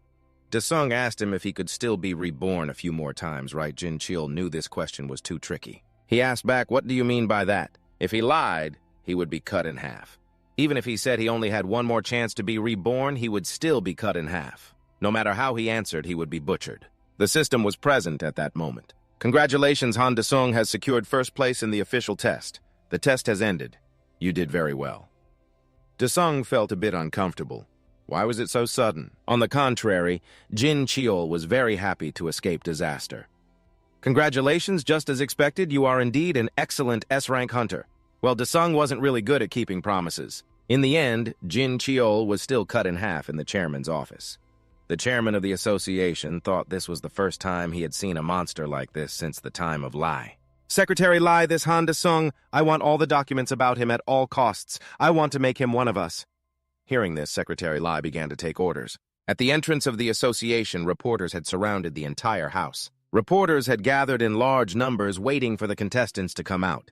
The staff was discussing the test which had been broadcasted from start to finish. The Red Ghost Gang is really in trouble now. If they say that's just Jin-cheol's accusation, then what? The system announced they were sorry to report that the criteria for passing had been changed due to some unfortunate events. The criteria for passing would be determined based on the order of crossing the first gate. They would broadcast the contestants who passed in ranking order. The criteria for passing the gate was the first floor. Isn't that too easy? What kind of major accident could it be? The screen displayed first place as Han Desung Class A license. Chan Ho, after receiving the news, quickly called Desung. He received information that his friend was in the waiting room for S-rank hunters. How did you end up there? Han Desung had no idea either. Desung didn't know about this either. He is comfortably lying on the massage machine and enjoying a delicious coffee when the door suddenly opens. Chan Ho has arrived and is surprised by this grand scene. Desung said that he didn't know the chairman's secretary sent him here to rest. Chan Ho was surprised to hear that the chairman's association secretary was so impressive. They told him he was an A-class hunter with the potential to rank S. Chan Ho was even more shocked. Wow, is that really true? Now he will have enough money to build a house. Desung also seems very pleased with this result. Chan Ho reminded him that because of that potential, there is a commotion outside about their desire to join our association regarding the contract signing today. The appearance of a world-class level must mean they want to recruit us. The reporters on the first floor recognized someone was coming. Who is it? Is it someone from the association? They quickly rushed over like a storm. The person who appeared was completely illuminated by the flashing lights. It was Jin Sang. He shouted in joy that he had finally passed the hunter test. Congratulations, I am reporter Lee Chunsu from Song Seong newspaper. Hello, I am Seongju. What is your name? Seeing so many reporters surrounding him, Jin Sang took a chance and said his name was Desung. The crowd gasped when they heard it. Desung. Why is Han Desung here? A series of questions arose. Mr. Desung, can you elaborate on the incident inside?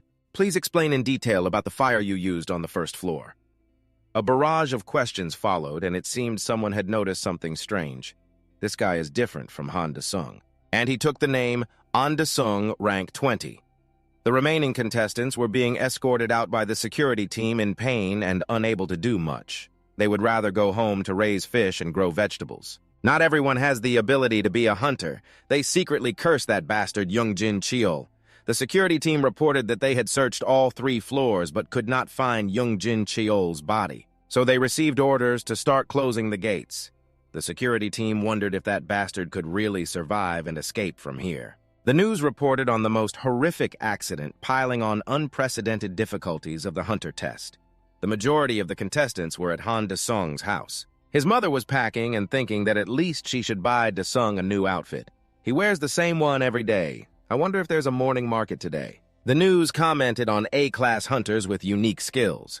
Experts believe Han De-sung will reach the vacant 6th position of Rank S. His mother was extremely surprised after hearing the news. She shouted loudly for Jisoo to check on Han. Jisoo, hearing her mother's frantic call, rushed out worriedly. "What's wrong, Mom?" De-sung's mother was still in shock, unable to believe her eyes. The news was asking what was going on. She asked Jisoo, and now even Jisoo couldn't believe it. "Oh my God, is my brother really an A-class hunter? That's amazing." After a tiring day of battling, De-sung finally returned.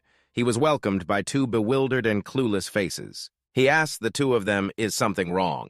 At the building of the Red Ghost Gang, the leader of Investigation Team 2, Kim CEO Soo, announced that all hunting activities related to the Red Ghost Gang have been banned. He informed that the hunters from this place would be dealt with according to government orders by expulsion from the association. Lee Seoju remained unafraid. The hunter of the 6 poisons had turned himself into a joke. Had he placed too much trust in himself? I would also doubt myself, but he didn't realize Youngjin Cheol.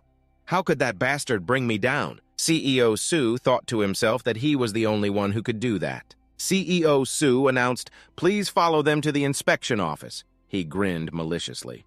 He slammed the table and stood up, saying that when dealing with tough matters, situations like this would arise. But he just pointed at me, that bastard Youngjin, and now he wants to drag me to the inspection office. The snail truck Captain Soo realized he couldn't say no to this guy. He had to use force. "Could you please come with us?" The snail truck isn't just any vehicle. He asked if you know how it works. Whether he could achieve what he has today or not, the second in command of the snail truck rose to the top after the mysterious death of the captain at the gate. There is enough evidence to show that his death is related to the snail truck.